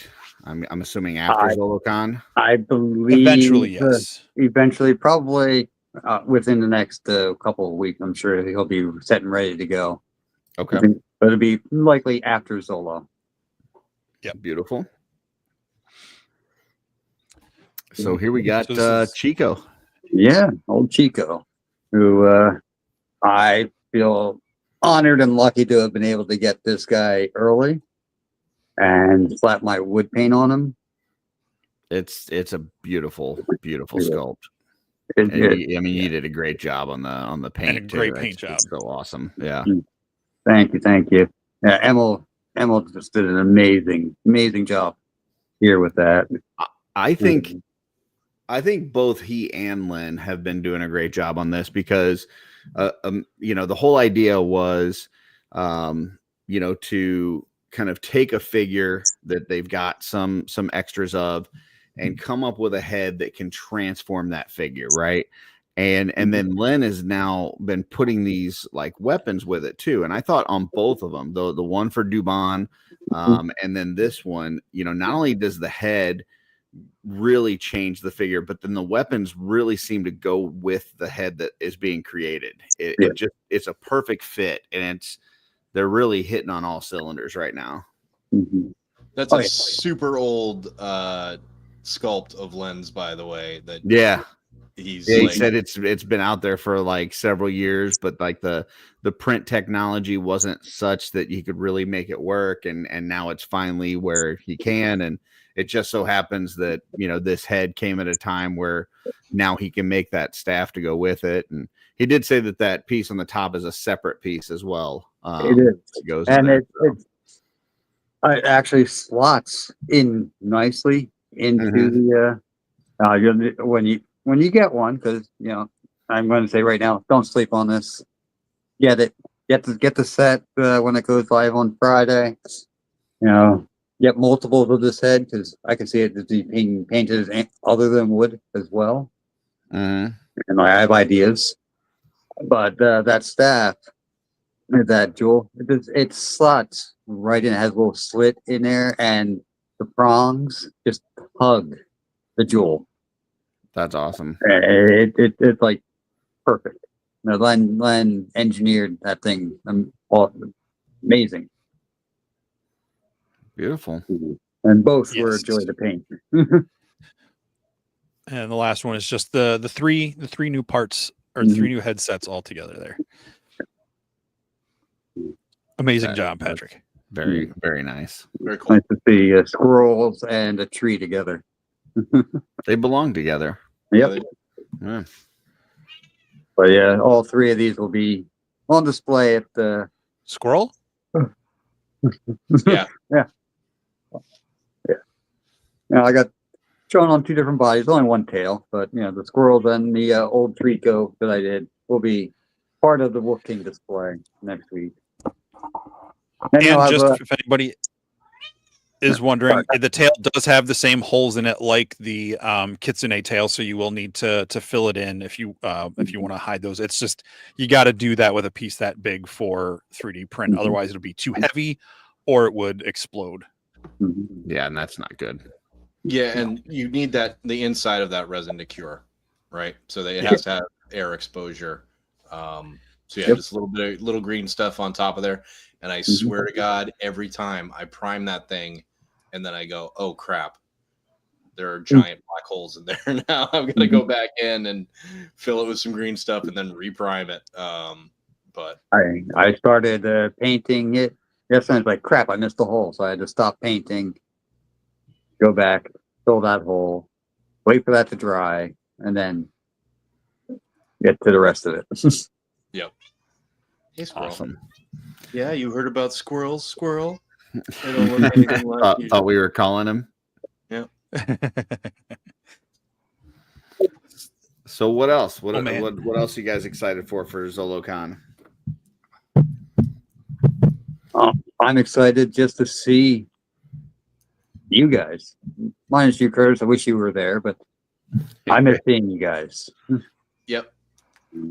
It's going to be good. It's, as I alluded to, the Purple Gang guys are going to stop by here on Thursday night, and then we'll all go over Friday morning to set up. And we don't have the preview night this year, which is fantastic. As much as I like, sharing time with the guests. I mean, that's what the point of doing one of these shows is, but not while we're setting up. Not while we're setting up. Not like this. Yes. I was just watching the Matrix earlier. Yeah, plus ZoloCon, especially like for like the Northeast area here, ZoloCon really is sort of like a kickoff. Like convention season now begins with ZoloCon. Yep. And ZoloCon is one of those, there's a few different shows now throughout the year which become like almost mini Legions cons, where you get a lot of Legions fans that are either from the Northeast or that travel. We have a bunch of people that travel from, down south. Jordan and Van come up. A lot of people travel for this show and shows like it. So it's cool to get the first one of those under our belt coming up. So it's very exciting. Well, and then it's like lightning speed. It's like boom, boom, boom. I mean, throughout March, several cons, and it doesn't stop. So, yeah. And I'm hoping, I don't know who from the studio is coming, but they almost always have a full showing where on one of the 2 days, everyone is there between the 2 days. And it's really nice. Again, like I mentioned, they went from having this tiny little table with Purplore on it and to having, what is it, like 6 tables that they're covering just filled with product and just to hang out with these super humble guys again. absolutely. It's funny you said crazy Purple too, because I had in going through some photos, I had I think I mentioned this yesterday too.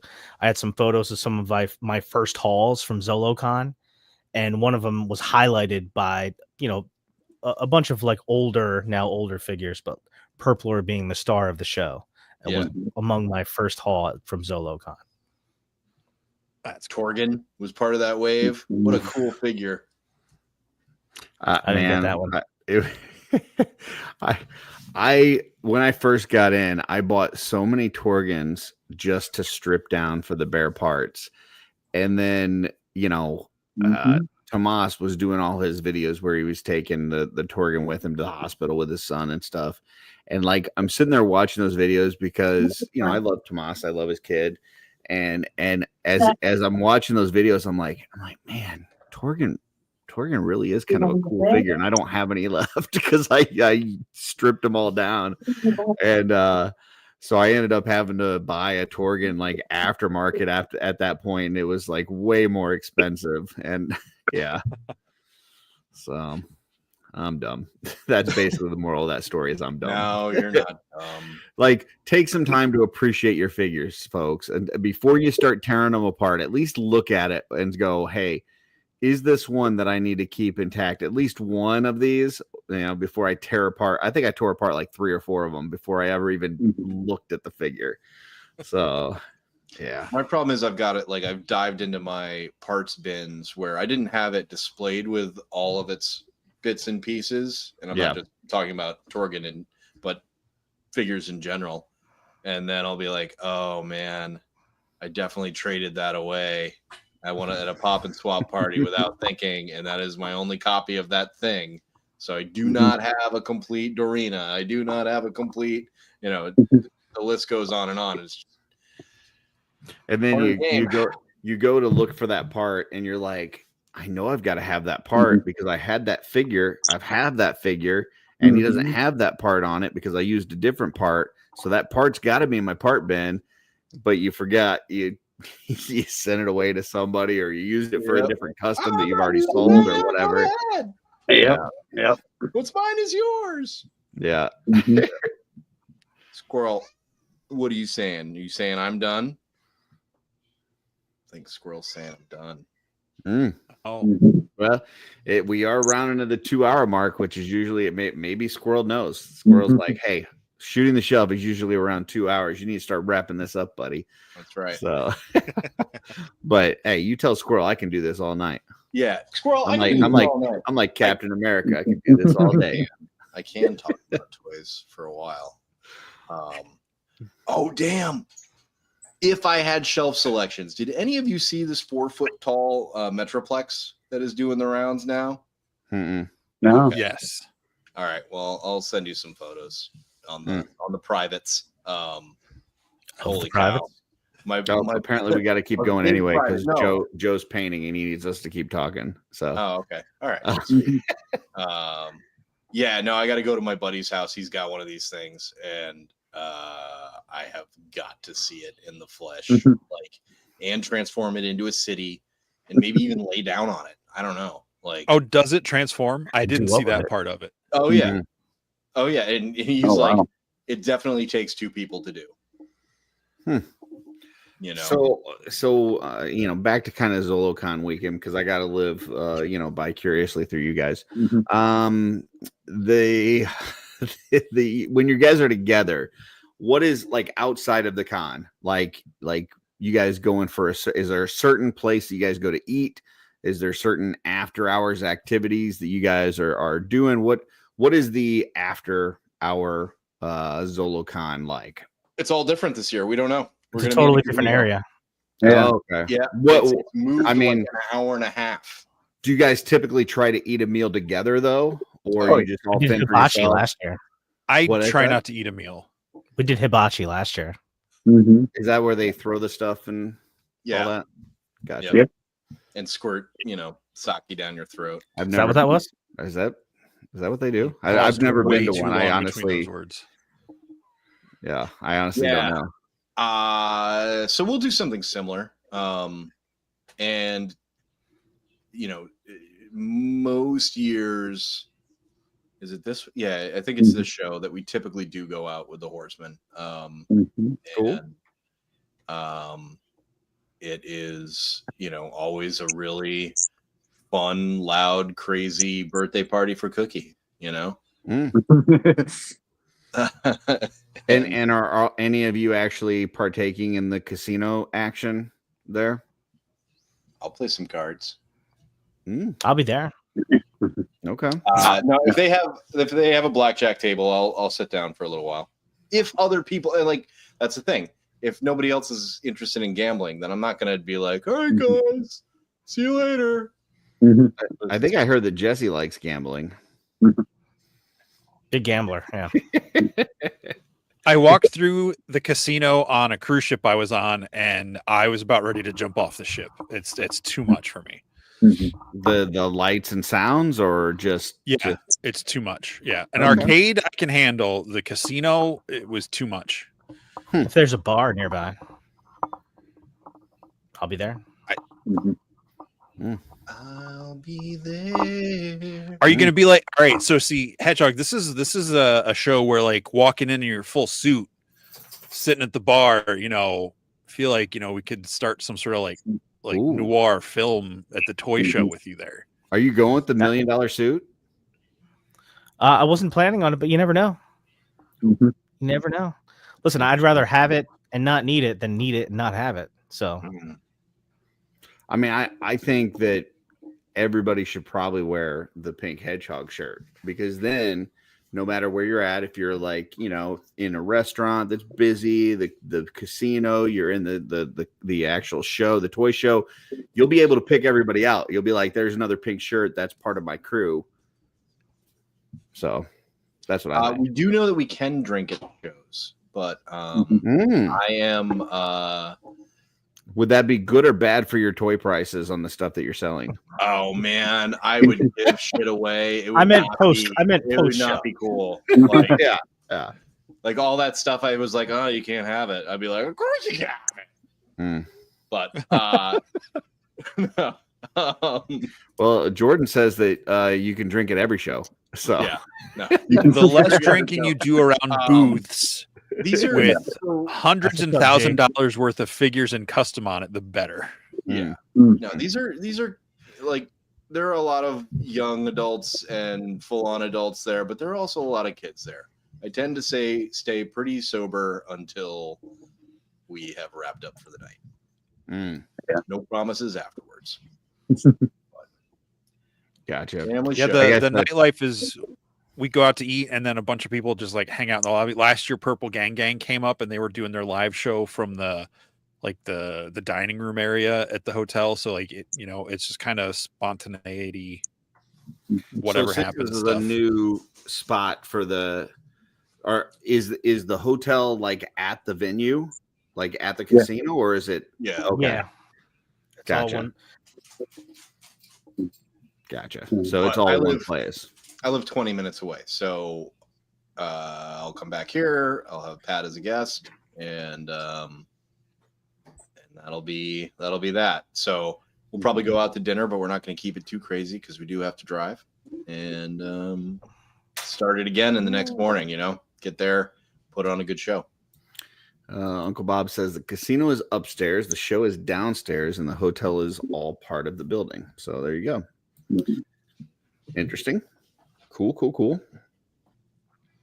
And then Jesse, does the show 1 day or 2 days? 2 days, Saturday and Sunday. And then you're going to be going back home. Well, how far are you from the venue? It's about 2-ish hours for me. Gotcha. So will you be doing this show next week from the venue, or will you be back by home? No, I'll be by home. then? It's Okay. if anything, I don't know if it's closer to me or not. It's not that big of a difference from where it was for me drive time wise. Gotcha. So, okay. Cool. Yeah, and Beautiful. there's no hangout Sunday night. We're all like, oh, should we get something to eat? And then slowly each one of us is like, no, I'm going to get on the road. Gotcha. Well, you're pretty close, but I didn't know, like sometimes when you got a long drive, it's better to just stay that extra night and leave the next morning. But yeah, I mean, if you're that close, then and what about you, Hedgehog? How far is the venue from you? It's about an hour and a half now. The Fuge is about an hour, maybe an hour on the dot, maybe just over an hour. But the Valley Forge is going to be more like an hour and a half. So, gotcha. Um, Who besides the folks that are on screen are you guys looking forward to seeing? Like, who do you know is coming that you're like, I'm excited these people are coming? Dr. G. Brett. G unit, baby. LeBron. Oh yeah, LeBron's coming in. LeBron flying in. Coming in. The Gonzalez's. Gonzalez's. Did I The see? Gonzalez's will be there. Gonzalez's. Mhm. The Orchid. Did I see? Jeremy Govier's coming. Did I see that? I think I did see that. Chat. Yeah. I think Terrence is TFJ might be coming. Yeah. Oh yeah. Yep. Dirk will be there. The Brett Purple should Gang be there, Gang. right? Brett Stoddard. Brett Yep, will be he'll there. Saturday. Very cool. Uncle Bob, I believe Uncle Bob's bringing Aunt Shelley this year for at least one of the days. I think. Oh, nice. Nice. I can't remember. I know there's the couple that runs the dice table that bring their I think that's called craps. It's upstairs in the casino. no. Oh, Like not the that vendor dice. that Oh, sells different dice table. like Okay. D&D dice that they Gotcha. bring their not security dog, service dog that I got to meet last year. That was I think his name was Chewy or something, or Wookie, or I don't remember. It was some cool Right. name. I think it's Wookie. I think it's Wookie. I think you, but I don't remember. Mr. and Mrs. Dice. Grab your cup full of D&D dice and let's see if they'll let you use them at the craps table.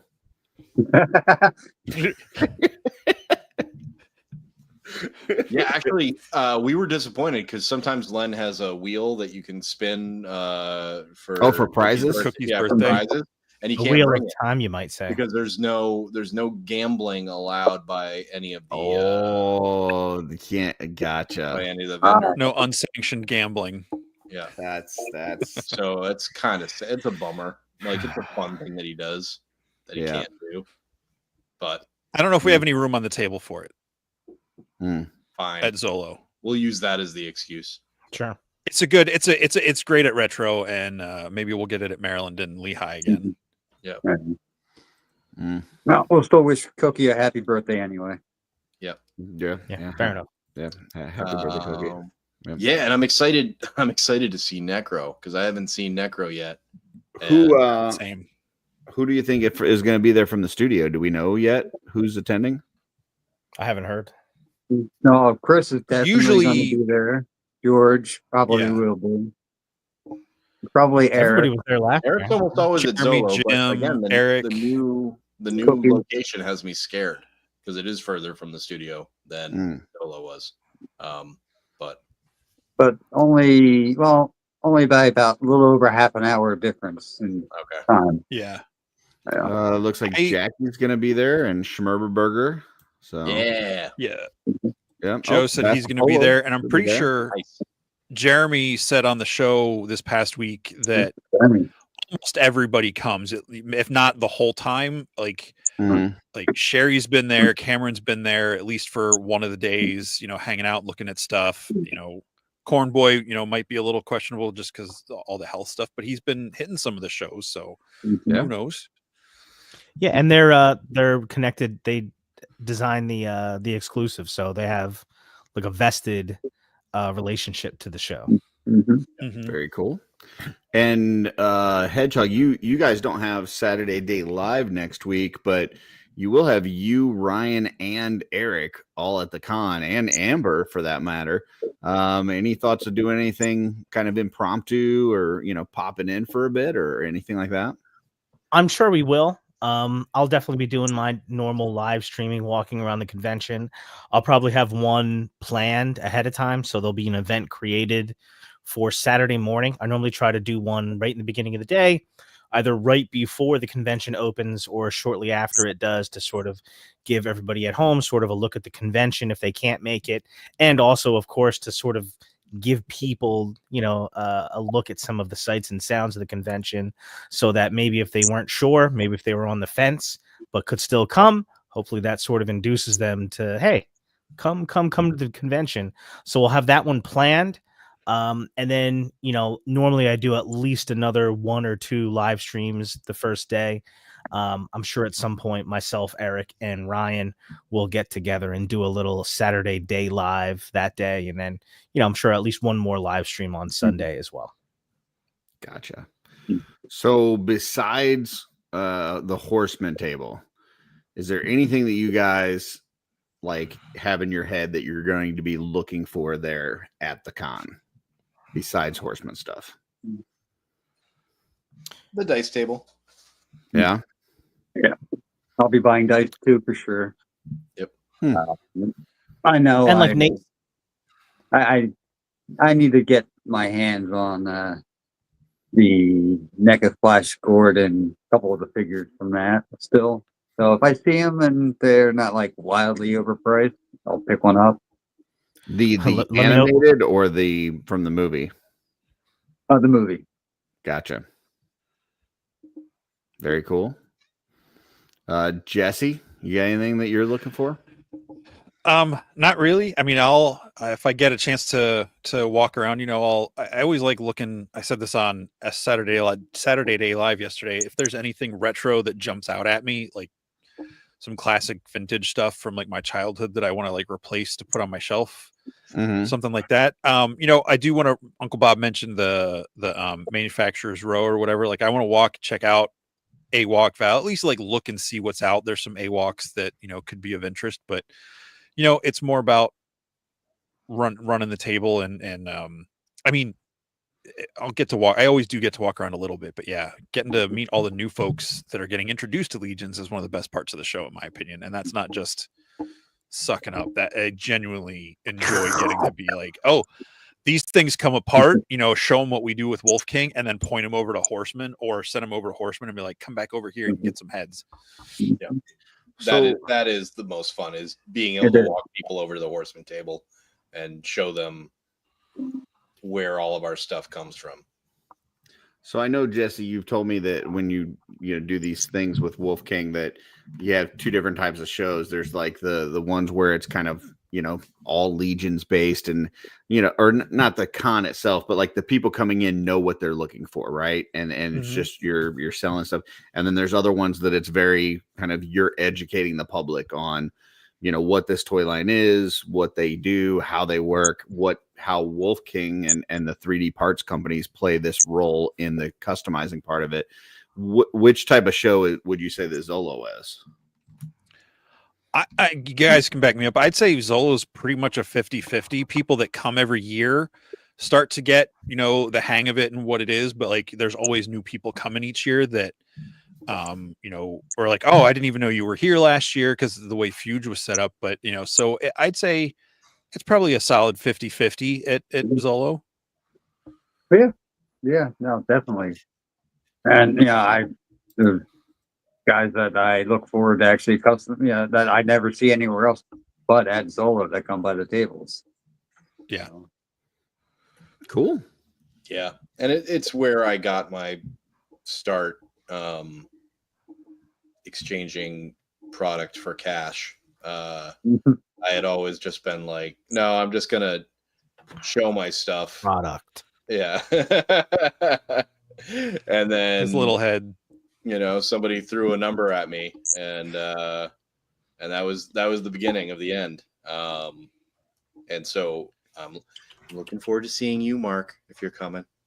Thank you for your patronage. And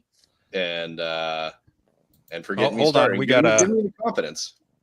special guest. Mm-hmm. Hi, Jingly. Nice. Hello, Oh my gosh, Det är min. that shirt is pretty precious. Is that Bert's shirt? Not officially. No. Okay. So cute. All right. Anything else before we go? Anything that you guys are looking to promote or any where people can find you, or anything else you want to let people know about? Just when you are going to pick up your exclusive.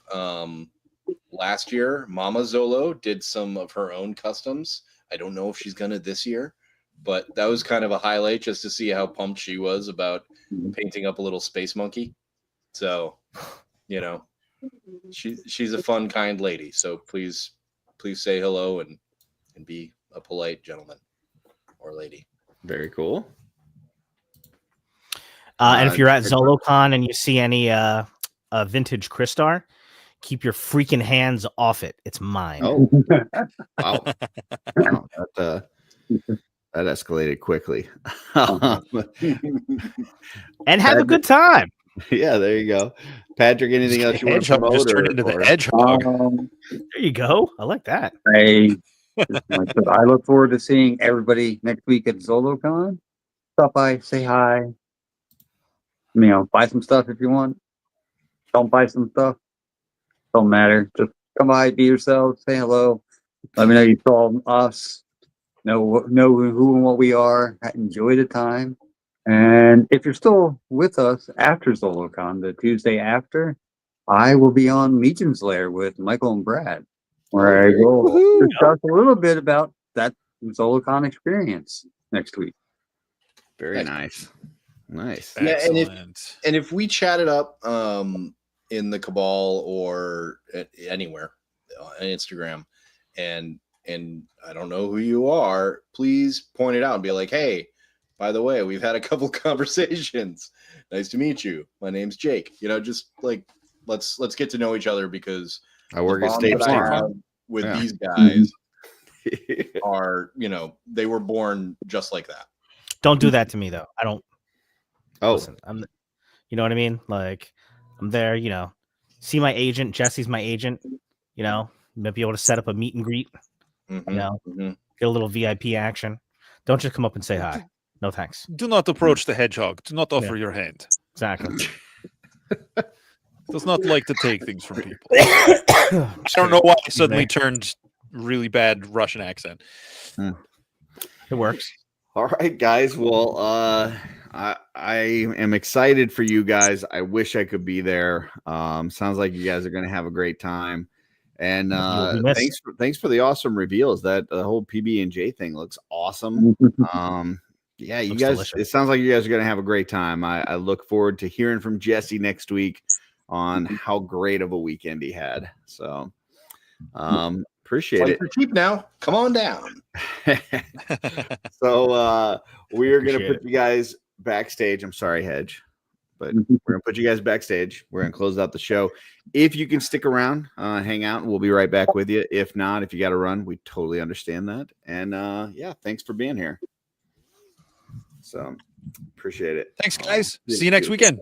From Nate. Bye. That is a show.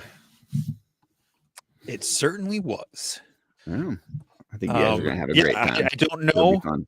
if we'll be able to do it like we did last year, but you were with us in spirit. We had the Curtis Con shirt hanging up behind the booth the whole weekend. Very nice. But we don't have the stairs behind us, so we'll see if you'll definitely be there in spirit, just maybe not in a t-shirt hanging over us. Didn't you guys have like a situation where some stuff almost fell? Like you almost had a catastrophe? I don't know. I thought because of that tight area, like somebody almost knocked some stuff over or something. But I mean, it's clumsy and awkward. I'm really excited this year because of the way the layout's going to be. It feels like it'll be much more like standard convention layout and not straight tables trying to curve around a round room. yeah, awesome. Well, I'm looking forward to it. And then next week you'll be back here and we'll have another show. Who do we got next week? Well, Curtis, I'm glad you asked because you're just going to have to wait. Folks are going to have to wait till next week to find out who our guest is. It's going to be a surprise. It's a surprise. Oh boy, it's a surprise, people. Yes. It's a surprise to me too because I haven't asked anyone yet. But no, I have plans. Obviously, it'll probably be someone from Zolo, just depending on who. Very cool. That would be nice. Oh, your mic cut out. I need to get a new mic. Didn't How about you now? just get a new mic? Yeah. Yeah, as apparently a piece of crap. I think it's just the wire. I think you got a loose connection because it'll just cut out. V-Dog says grab Cornboy from the con. So there you go. Who knows? We don't know. We don't know. It could be one of the horsemen. We don't know. It could be PGG. They could be on here. Could be one of the Echevarias, one of the Orkins, could be any of those couples that show up, one of the Gonzaleses. We really don't know who's going to be here next week. Really don't. And you guys are just going to have to tune in to find out. So, yes. beautiful. But thank you all for being here. Thank you, awesome guests. Thank you, Curtis. Thank you, chat. People watching on the replay. Thank you, India. Wait, no, that's an Alanis Morissette song. Maybe a hedgehog. Could be. I don't know. Yeah, we don't know. Oh, wait, wrong song. Wrong show, wrong channel. We don't know. I mean, it's half right. So if it's half right, is it all wrong? YouTube. I'm just rambling at this point. Reviews, live shows, con coverage. Got all of it right there. So, yes. Yeah. Yes. Well, for folks traveling to also, real quick, I gotta chastise the chat a little bit. Is that okay? Oh, I mean, I'm not gonna be able to stop you. I just gotta say, chat, you've been watching the show. We've been talking to these great guests. We showed a reveal, right? A new thing, did all these great things, and yet you did not hit the like button enough to get Trevor in here, and I'm really looking at you, TJ Williams. Come on. Was he? I didn't see him in here. Was he in here? Yeah, he popped in with a comment or a couple comments. Okay. All right. After he was done with his show. Yeah, I take it back. You guys did hit the like button enough then. All right. I didn't catch that. Sorry. He didn't. I definitely saw him. He and Thomas Boyle, they popped in at like 8:39ish. I've been proven wrong. You know what? For that, I think everybody out there that did hit the like button, go and take your like back as punishment to me. go and take your like back. No. unclick it. Don't unlike. But I told them that they didn't do their job right. They can now click it. What? It's okay. Thank you, Uncle Bob. No, don't unlike. No, because that's the opinions and views of Curtis do not necessarily represent those of Shooting the Shelf. No. All right. Michael Casper, he made it to the end of the show. Now that's a miracle. I just mean I usually see him at the beginning, he'll comment, but like that's it. So seeing him pop in at the end, even if he just came back to say goodnight, is special. Michael, thank you. Thank you, Kirby. See, there you go. That's what I'm talking about. Yeah. Yeah. Yeah. Okay. Saying goodbye is the hardest thing. So until next time, folks. What's on your shelf?